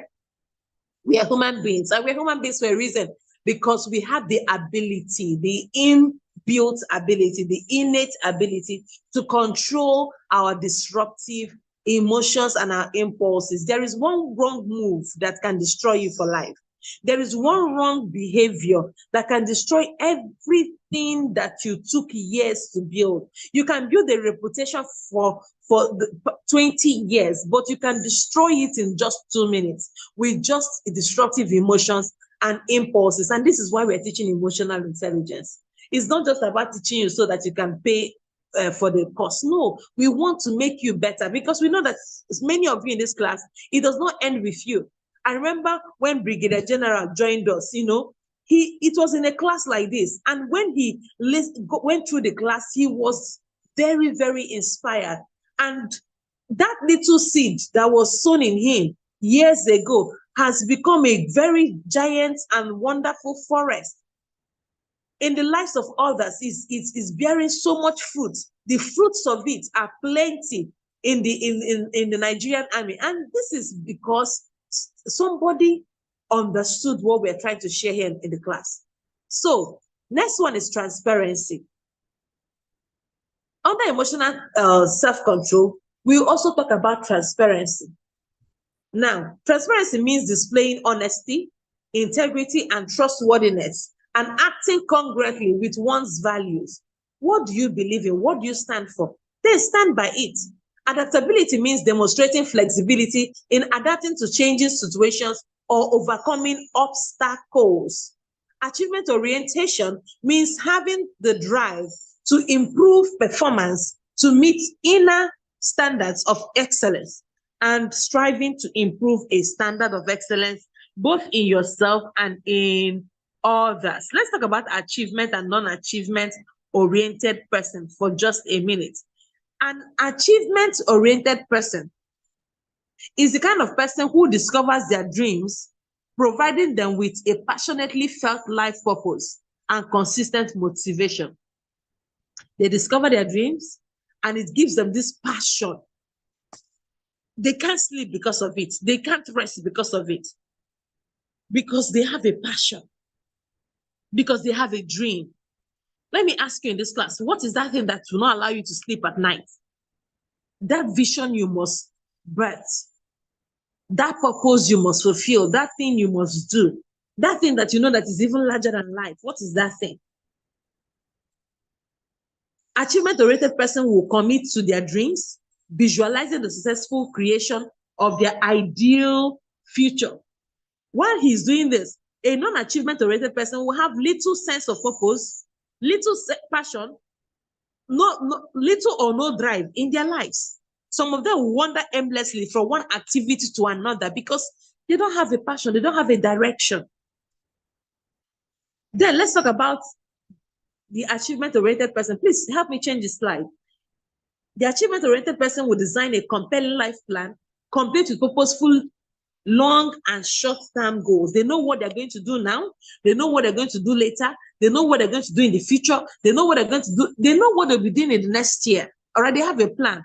Yes, I know that life comes up with ups and downs, and sometimes you may not be able to factor in all the things that have to be done, in order to make sure that your purpose and everything you're doing does not get stalled. But at least have a plan and leave the rest in the hands of God. Have a plan. Have your short-term plans. Yes, we don't know what tomorrow holds, but have a plan in case the tomorrow comes, so that tomorrow does not come and you're confused. A non-achievement-oriented person will tend to invent their lives as they live them. So they have no plan. Tomorrow, what will be, will be. Q sera sera. Q sera is no longer sera, It's no longer how it is. Whatever will be will not be. You are the one that is going to decide what will be. Okay? Now, let's talk about self-management. In self-management, it means managing one's internal states, impulses, and resources. Let's talk about initiative. Initiative means being ready to act and seize opportunity. Hence, it is readiness to act on opportunities. That's what optimism is. That's what initiative is, rather. Now, optimism means seeing the upside of events and the persistence in pursuing goals despite obstacles or setback. Now, for you to increase your optimism, you have to write down a list of the characteristics that you will need to display in order to reach your goals and be optimistic. It's characters like being hardworking, being disciplined, having determination, being inquisitive, being innovative, and taking initiatives, all right? Then, you also need to leave your affirmation. By leaving your affirmation, you have to realize that you already possess the qualities that you desire. Give power to your affirmation by repeating it over and over again. Say your affirmation while looking at yourself in the mirror. Be vigilant about other words you use to describe yourself. Use your affirmation when life tests you, and even record it on a loop tape so that you can keep giving it to yourself whenever you want. Now, for you to practice self-management, as we have been saying, you really need to be responsible for emotional responses. Try to learn from stressful situations. Aim to turn stressful situations into ones that are challenging. Identify and learn to manage your own emotional triggers. Dr. Barreto taught us a lot about emotional triggers in the first session, during the first module. Find out the things that trigger you to be sad, things that trigger you to be angry, things that trigger you to be aggressive. Find out what those things are and make sure that you avoid them. Now, as we begin to round up, let's talk about social competence.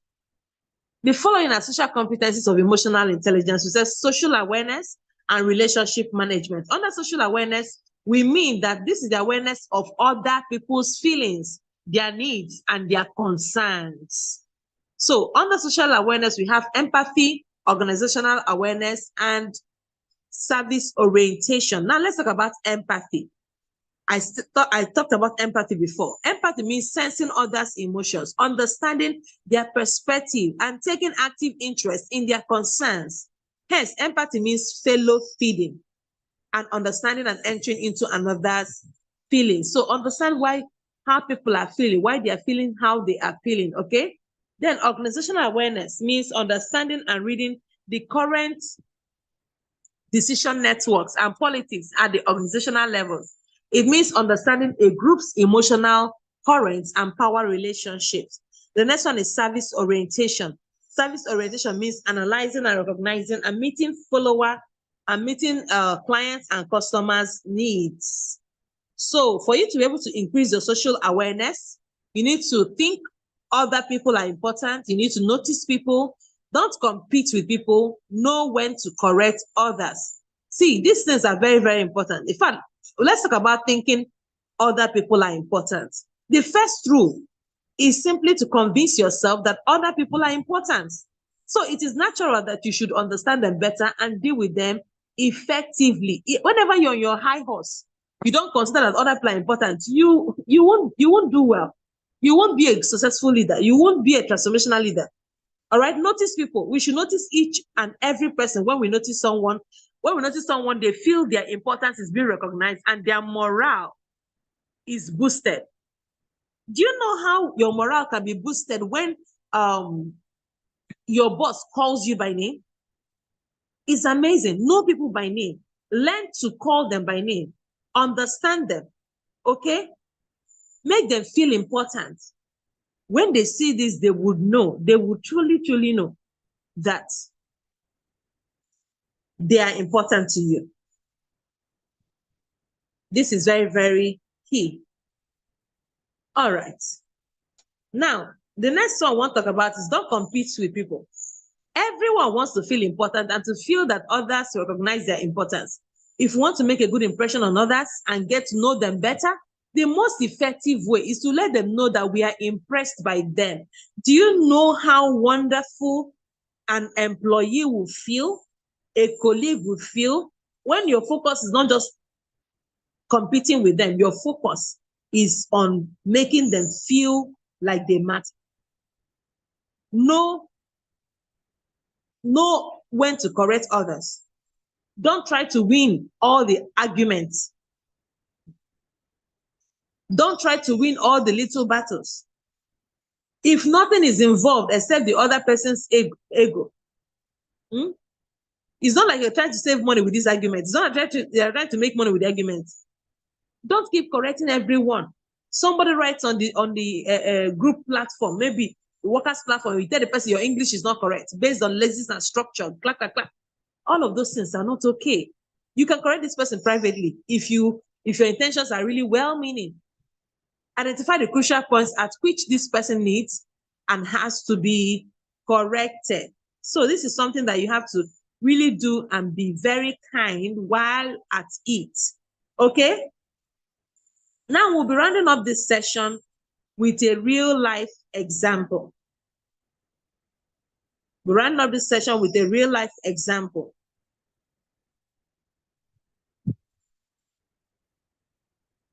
Now, with this example, we'll be able to understand the role of higher emotional intelligence in enhancing social awareness. All right? Now, Schindler Incorporated was a leading manufacturer of electrical protection equipment and other gears. Some of the products that they manufacture are MCBs, MCCBs, switch gears, etc. It was found that a team of almost 100 people were required to work together to help in delivering solutions for the electrical protection needs of the client. Many times, emergencies arose, such as a blast in an electrical panel or a failure in an MCCB installed by Schindler at a certain location, at a client's location. It was observed that in such emergencies, it was the staff performance of the team that were the most efficient and quick in handling such crisis situations. Let us try to understand the reason of the greater efficiency of the staff performance over the other members of the team. What did they do differently? It was found that the staff performance constituted about 15% of the team, and also there were very little difference between the staff performance and the other team members in terms of their intelligent quotient, skills, and capabilities, which means that all of them went to the same high-end university, all of them have the same capabilities, all of them have the same skills, all of them have the same certificates. However, the major difference that was noticed was in their respective emotional intelligence levels. All the staff performers had higher emotional intelligence. And due to this higher emotional intelligence, the staff performers had created a separate support network for themselves, which helped them in reacting faster and better in times of crisis. The staff performers had maintained a good rapport with others. They had developed 3 informal channels that they use for support in times of crisis. These 3 informal channels or informal networks consisted of the following. Number 1, communication. Number 2, expertise. Number 3, trust. So let's see how they did it. Number 1, the star performers used this network to bypass all the official, bureaucratic, long routes of communication and talk informally over a shorter and quick route of reaching important people at various levels in the organization. So once they send themselves maybe a chat or something, everybody gets it sharp, sharp, sharp, they work. The star performers use this network to informally and quickly reach the best minds in their industry for expert advice and support in all times, including a crisis. And then the star performers created a trust network where there were several people who trusted them as an individual and as a professional. And because of that, they use their trust network to communicate faster and get things done quickly and hence more efficiently. And hence they were able to react more efficiently to any situation. On the other hand, the other members could initiate contact with others only after a crisis has occurred and also only through the formal channels. This led to longer resolution times for issues and problems and so perform less efficiently than the star performers. Therefore, you can see that star performers were able to use the informal networks very efficiently to gain expert advice, communicate and act quickly in times of crisis. Hence, the higher emotional intelligence helped the star performers to become more socially aware. They were in tune with people. High emotional intelligence helped them to develop the following characteristics. They had better coordination skills. They had excellent capability in building consensus. They had good empathy skills to understand the other person's perspective, such as customers and team members. They had greater persuasive skills, excellent conflict resolution and management skill conflicts. Therefore, you can understand that emotional intelligence plays a key role in enhancing social awareness. Now, I'd like to give you just one multi-choice question as a way of wrapping up this class. It's already 1:30. We'll be taking a break and then we'll be coming back. But before then, please answer this question. Please, I'll be expecting your answer in the chat room. Empathy is a dash competency. Is it a social awareness competency? Is it a self-awareness competency? Is it a self-management competency? Is it a relationship management competency? What competency is it? The time begins to tick now. Answer, is it A, B, C, or D? Let's do that quickly in the chat room. I can see your answers coming in. I'll wait for at least 5 people before I can now decide the ones who got it right.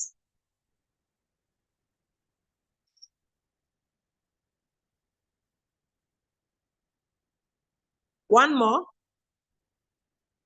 answer, and I declare the winner of this multi-choice question.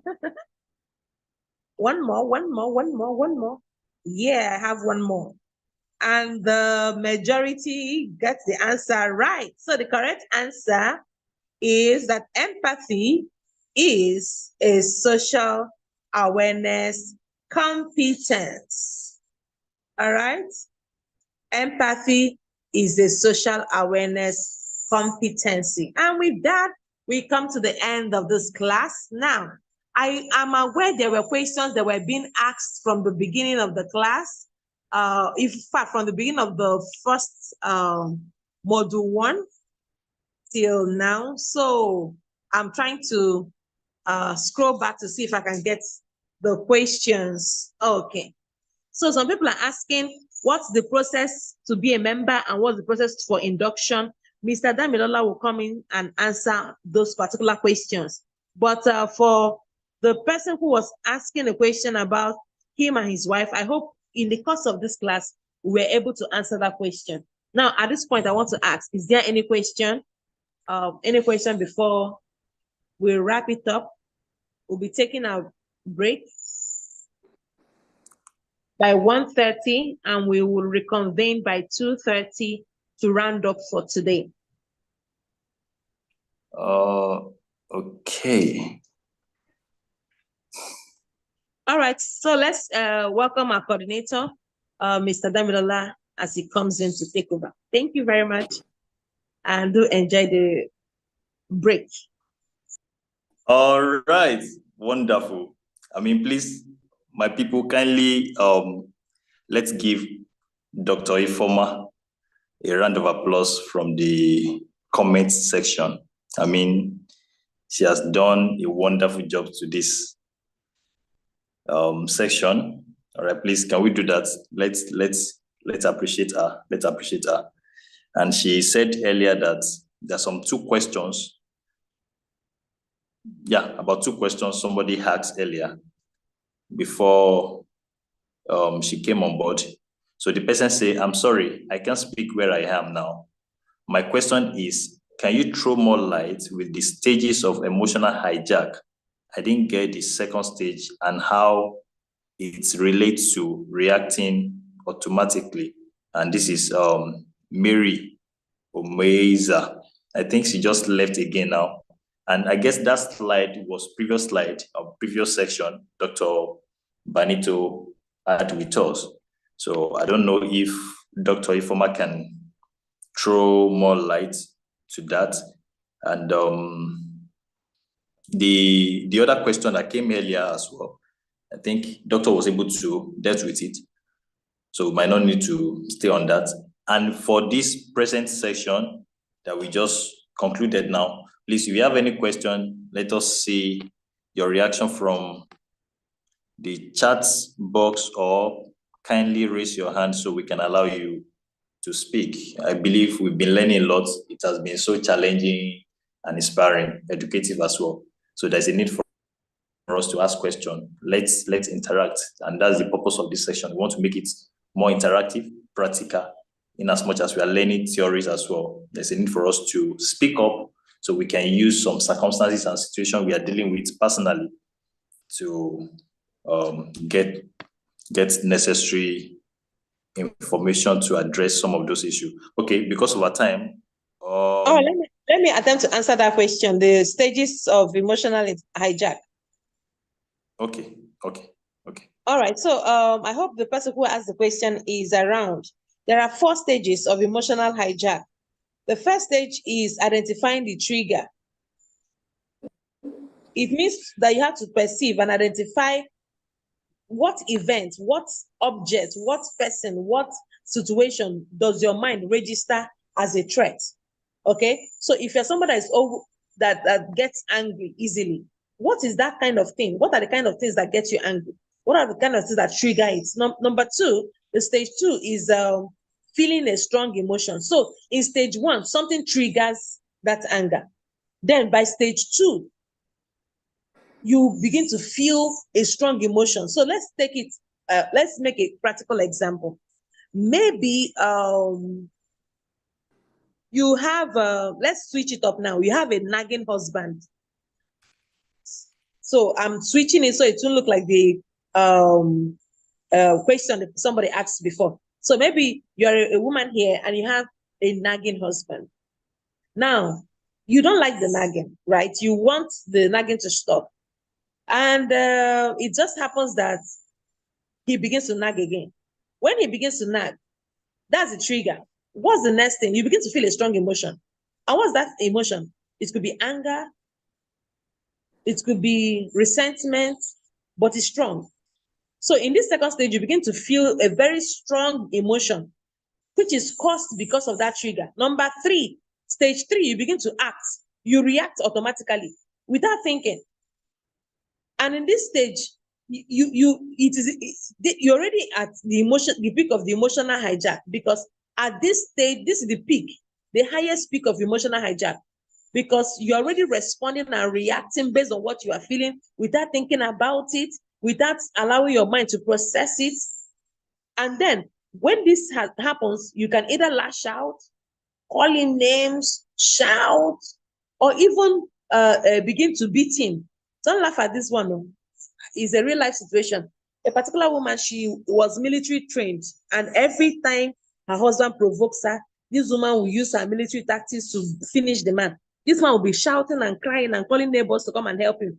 because the wife knows exactly where she will hit him, and this man will not be able to walk for days. Sometimes the man will even he knows he's awake, but she will hold him somewhere, and this man will not be able to move an inch. So this woman was just using all her military training and tactics of the husband.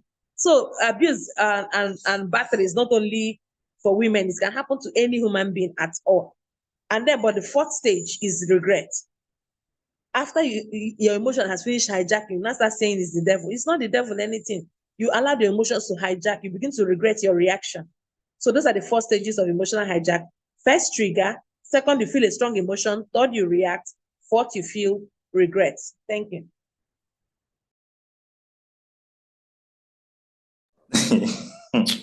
Thank you, Dr. Ifoma. I mean, that part is quite funny. All right, so somebody asked another very sensitive question. I don't know if we have the time, although we're supposed to have the announcement now. Maybe when we come back, we deal with that. Or please, in 1 minute, Dr. Ifoma, please kindly help us with that question. Let me read it quickly. So the person said, question, a friend recommended me for a walk over which he also is supposed to be on board, probably as my superior. But after going through interview and screening, I was given a higher role than him. This is about 6 months, and he has gone all the way to do a lot of negative things, breaking friendship, polluting minds of other workers, frustrating the work output, etc. How should I handle this? So please, in just 1 minute, help us with that as we take announcement. It's a very practical question, and I must really, really appreciate Mr. Isaac Obajemu for asking that question. It's a very, very practical question. This question can even happen between a husband and wife. Also, maybe the husband has been the one providing, all of a sudden the wife walks into an opportunity and she has more money than the husband. I'm going to use this one answer to address both the one you asked and the one I brought up. It is very serious wisdom that after you were given that employment, that you made him still feel good about the opportunity he gave you.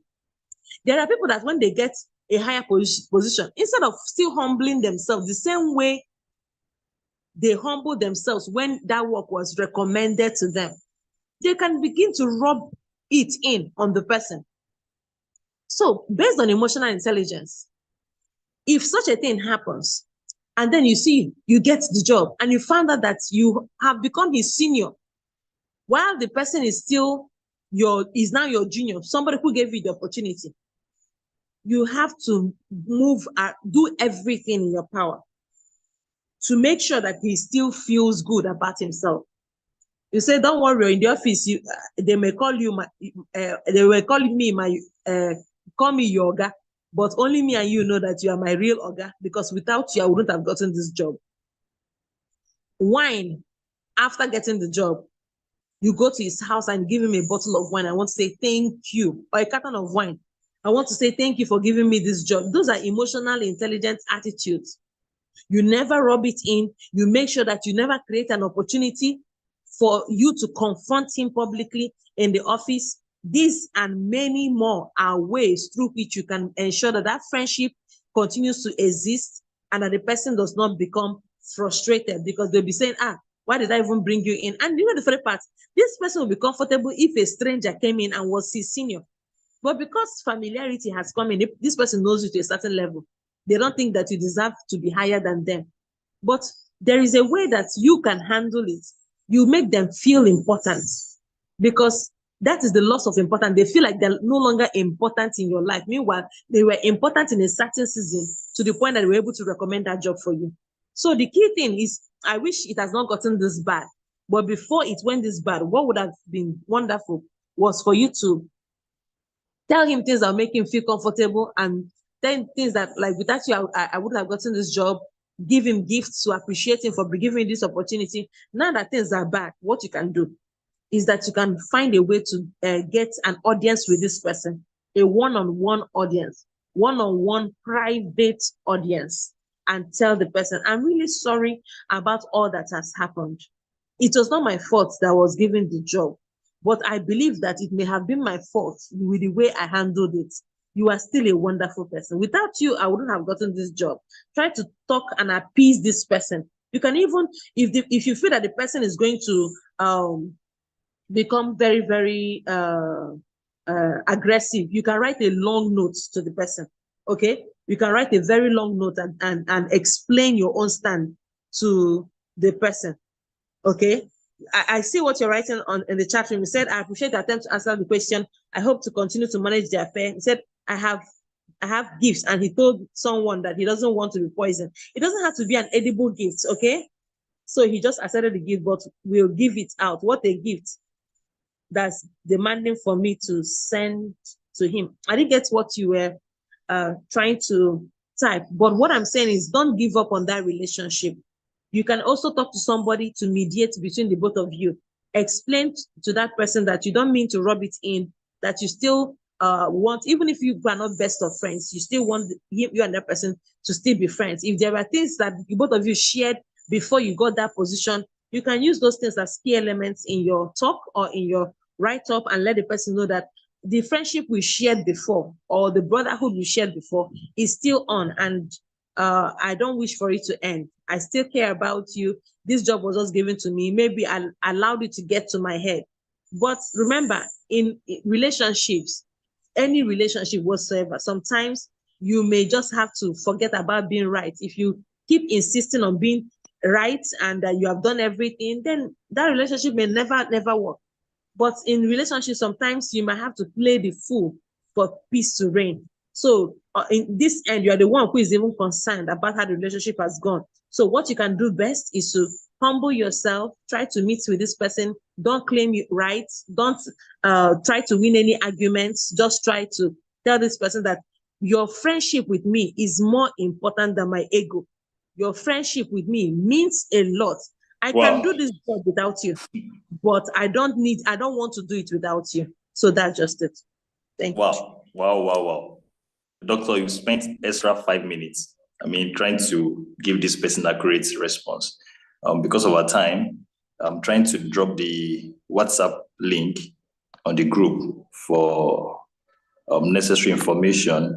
Please kindly join the WhatsApp group. If you are here and you've not joined the WhatsApp group, it has been pasted here. Kindly click on it so it will take you direct to WhatsApp group. All right, in a few minutes, I will call on Dr. Banito to quickly say a few things before we close. We are coming back some minutes, so we don't want to, overspend our time. So we can rest, take water if there's a need for us to eat before we come back. So we can do the needful. All right, Dr. Banito, are you there, sir?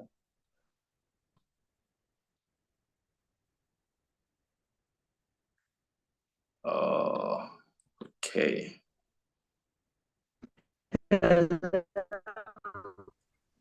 Yes, please. All right, so you can go ahead, sir.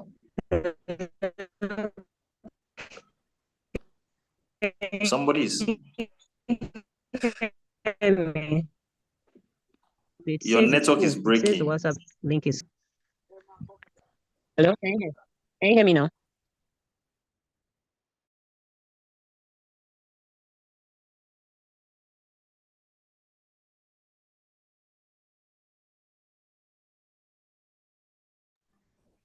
Okay, please, the person that was trying to give a voice, please kindly raise your hand. Your network was the network was affecting the discussion. Okay, he said we can't join the WhatsApp because it's full. Okay. All right, just hang on a bit. We'll find a solution to that immediately. Okay, thank you so much, Dr. Ifoma, for a wonderful section. If not for the fact that time is just pinching us, I would have said just continue. And I also want to thank everyone for being in this class up to this point, and for all of the practical questions from the first section to this section. Very practical questions. Joining our WhatsApp group is very important so that you can use that platform to reach out to the facilitators individually. They are not just consultants or professionals by paper. These are the things they do. So Dr. Ifeoma had given, in the shortest time, she had given response to Mr. Isaac's scenario. But in case you need more, you can reach out in the WhatsApp platform, and then we'll be there to assist further. Okay, but please note, you need to be a member to reap these benefits. Okay, you need to be a member to be able to get these benefits associated with you. Now, quickly, let me go through some announcements that we need to be aware of, okay, before we go on this break. So wherever we stop, we'll just take 1 hour and then we'll be back. So our break is going to be for 1 hour. Now, you're welcome to the Integrated Institute of Professional Management. For the sake of those that are joining us for the first time, we are an internationally accredited training and certification body, and we are approved locally in Nigeria by the Federal Ministry of Education. And then we are also accredited by the Nigerian Council for Management Development, that we call the NCMD. Internationally, we are chartered by the, or perhaps we are accredited by the Chartered Institute of Management Consultants USA and Canada, and then the Society for Human Resource Management USA. Now, this gives our certification screens wherever you take them to. So whether you want to use them locally in your country or you want to use them across country, you are sure covered. Now, for this particular event, the schedule is July 11th to 13th, 10 a.m. Okay, 9 a.m. to 5 p.m. daily, but our main classes will be 10 a.m. to 4 p.m. So between 9 and 10, if you have class assignments and all of that, you're expected to do that. And then after 4, from 4 and above, if you have questions and interactions, you're expected to do that. But our class is between 10 and 4 p.m. daily. Now, the venue is both Zoom and YouTube. Now, we made the first section free. We've also made the second section free. If you've not paid for this course, please do so in case you still want to be part of this. But my advice to you is this opportunity is one that you don't want to miss. Okay. Now, in the things we are covering, we should be able to, or we will be able to understand the key concepts of emotional intelligence. I'm sure by now somebody would have gotten that and learned to manage and utilize our emotions effectively in a professional setting, develop skills to enhance interpersonal relationships at work, building high emotional intelligence for leaders and managers, the mastering relationship management techniques, learning about emotional intelligence measurement tools, and then cultivating a proactive thinking strategy. Okay, so the learning content, we displayed the learning content in the morning. Okay. Now, the benefit of this certificate you're getting, number one, is that this certificate helps you to gain recognition for your understanding and application of emotional intelligence concept. We still live in a world where certificate is a proof of competence. So no matter how you want to say that you know something, if you don't have a certificate to prove, you could be applying but not getting the benefits. Now, if we take that scenario that Mr. Isaac gave, there's a possibility that the reason why he is ahead of his friend is because he had the necessary certifications while his friend don't. Okay, so certifications still remain a vital vital tool for career promotions and all of that. Then number two, enhance your professional profile with an internationally recognized certificate from this institute. Demonstrate your commitment to personal and professional development. Showcase your skills in emotional management, interpersonal communication, and proactive thinking. Differentiate yourself in job applications and career advancement. Now, for this particular level of this program, the fee for members is $24,850 or $25. And then non-members is $34,850 or $35, please, $35, not $25. And this opportunity is just open between up to 13th of July. After 13th, we will show you the actual fee when we go to the next slide. Now, the account number and every other thing is displayed on the screen. In case you've not made your payment, please go ahead and make your payment. That's very, very important. Now, the certification levels. This program, being a certified emotional intelligence expert or emotional intelligence professional, is in 3 levels. We have the basic certificate course, we have the associate certificate course, and then we have the senior certificate course. Okay, now we are at the basic certificate course. That's what we're doing at the moment. Now, if you wish to progress afterwards, you can progress to the associate and then progress to the senior. And even after the senior, you can then apply to become a chartered emotional intelligence expert straight from US. Okay, so we're not the one that offer the chartered. Our accreditation agent body from US and Canada does so.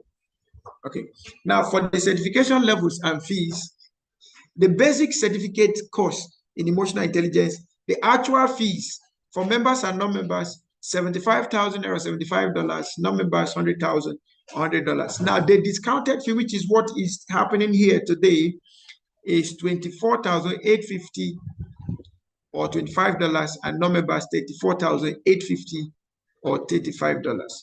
The level 2 for actual fees, members $150 or $150, $150,000 or $150. Non-members is $175,000 or $175, and then the members for discounted fee now, still on this program, members 75,000 naira or $75, and non-members 85,000 naira, $85. Now, this is the good thing we are doing now. We are combining both the basic and the level 1 and the level 2 of this course together. So even if you finish and you feel like you want to get the level 2 now, you can go ahead and do a balance of payment to get up to your level 2. That's the certified associate professional course. Now, you being a professional in emotional intelligence actually starts from level 2, not level 1, level 2. So if you want to begin to see yourself as a certified emotional intelligence professional, then you start from level 2. All right, so we are combining the two levels at once in this training. So after the section, if you feel you want to get the other certification, that's the level 2, the level 1 and 2 at once, you can go ahead and do so. Then the level 3 has another module entirely. Okay, so where you have the certified senior emotional intelligence professional. For members is $185, non-members is $225, $185 or $225 respectively. Then for the discounted fees is 150,000 naira, $150, and then the non-members is 185,000 naira, or $185. Now, if you want to become chartered, you must have completed your level 3 before you apply to becoming a chartered emotional intelligence professional. Currently, that fee is $470 for non-members, and then for members is $400. So if you're a member of IPM and you want to become chartered straight from US, as a member, you pay $400. As a non-member, you pay $470. The payment is not in Naira. The payment is not in Ghana cedis. It's not in Ugandan shillings. It's in dollars. Okay, because it goes straight to CIMC. Now, requirement for certification, 100% attendance for classes, either online or in person, micro presentation. So on Saturday, we expect you to make a presentation for all of the people that are going for the certification. So by tomorrow, we'll tell you what your presentation will look like, okay?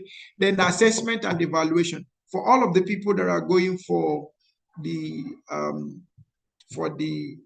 that are paying now, of course, your micro presentation fees, assessment fees, and certification fees all have been included in the $24,850 or $34,850 for members and non-members, $25 or $35 respectively. Okay, so all you need to do is to be available for all of the sections. For the assessment and evaluation, we'll give you a brief evaluation that you are to do. So after your presentation on Saturdays, you will log into a particular link, and then you will be able to assess your knowledge. Okay, so we have little assessment. We don't want to call it examination, but it's an assessment. Okay, and then certificate validation and issuance. Before we issue your certificate, you need to validate your name and be sure that it's correct before we send it out.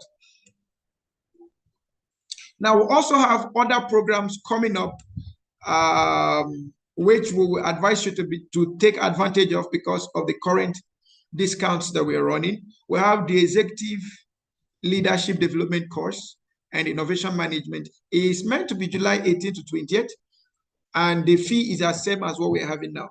That's a very important course and also a rare course. So if you can be part of it. August 6 to 8, we have certificate course in management consulting. Okay, and all of that also applies. Now, more of these details will be available in the WhatsApp group and in our emails also for ease of communication. Now, all of these bundles all of these courses that we do for this discounted period, you can also buy them in bundles. Okay, you can buy them in bundles of 3, 5, or 8, and then you have further discounts to the programs, and you get the same training and certificates. All right. Now, for membership, somebody asked a question about membership. Yes, we have opening currently ongoing for membership for the August 8th induction. So our next induction is August 8th. However, we have the fees on the screen. If you are paying on or before July 20th, you have discounts as you see on the screen. If you're paying after July 20th, you pay the full fees as also on the screen. Now, we have 3 levels of membership for career persons, right? We have associate, full member, and fellow. For the associate is 100,000 naira or $100. At the prevailing discount is 85,000 naira or $85. For full member, you have 120,000 naira, $120. That's the actual fee. At the current discount on or before July 20th, you have 100,000 naira or $100. For fellow is 185,000 naira actual fee or 150,000 naira discount between now and July 28th, $150. Now, the good news about our membership is if you are taking our membership program, then you get to have the certificate course in management consulting for free. Okay, so you have the certificate. So you don't pay for this again. You only pay for your induction. That's the number 3 certificate course in management consulting scheduled for 6 to 8. So you only pay for your membership, and then you get a particular training and certificate for free. All the information about payment are available on the screen. Now, criteria for membership. For associate member, you need a degree, HND or equivalent with a proof of certification or competence with 3 to 7 years of work experience. For full member, you have a degree, HND or equivalent, more importantly, 8 to 14 years of experience. Now, we reviewed our fellow membership. Yeah, we reviewed our fellow membership. Before it was 19 years and above, but now we have 15 years and above. So if you have up to 15 years and above, you can now apply as a fellow, right? Okay, so you can take the opportunity to also be part of our members that are working across different industries, both in the public and private sector. And on the screen, you can see all of our accreditations, approvals, our partnership and licensing both locally and internationally. All payments are to be directed to this particular account that you see on your screen. So you can go ahead and screenshot it. We can go ahead and screenshot the payment details. And then that will be all for now. Thank you so much. So this is 2:03. And if the coordinator will permit, we will be reconvening by 3:03. So back to you, Dami.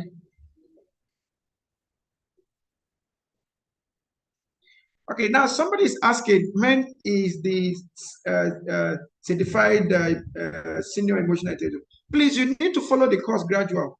So you finish 1, you go to 2, you go to 3. There is no waiver.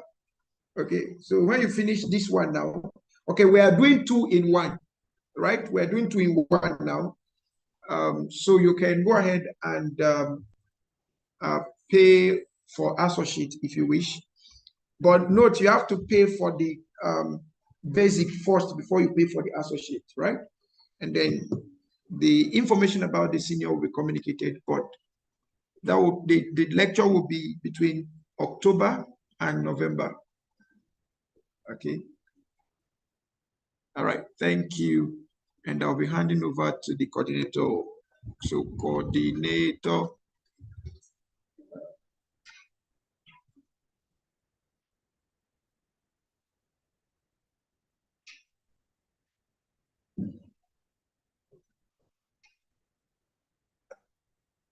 Coordinator, please, if you can hear me, over to you.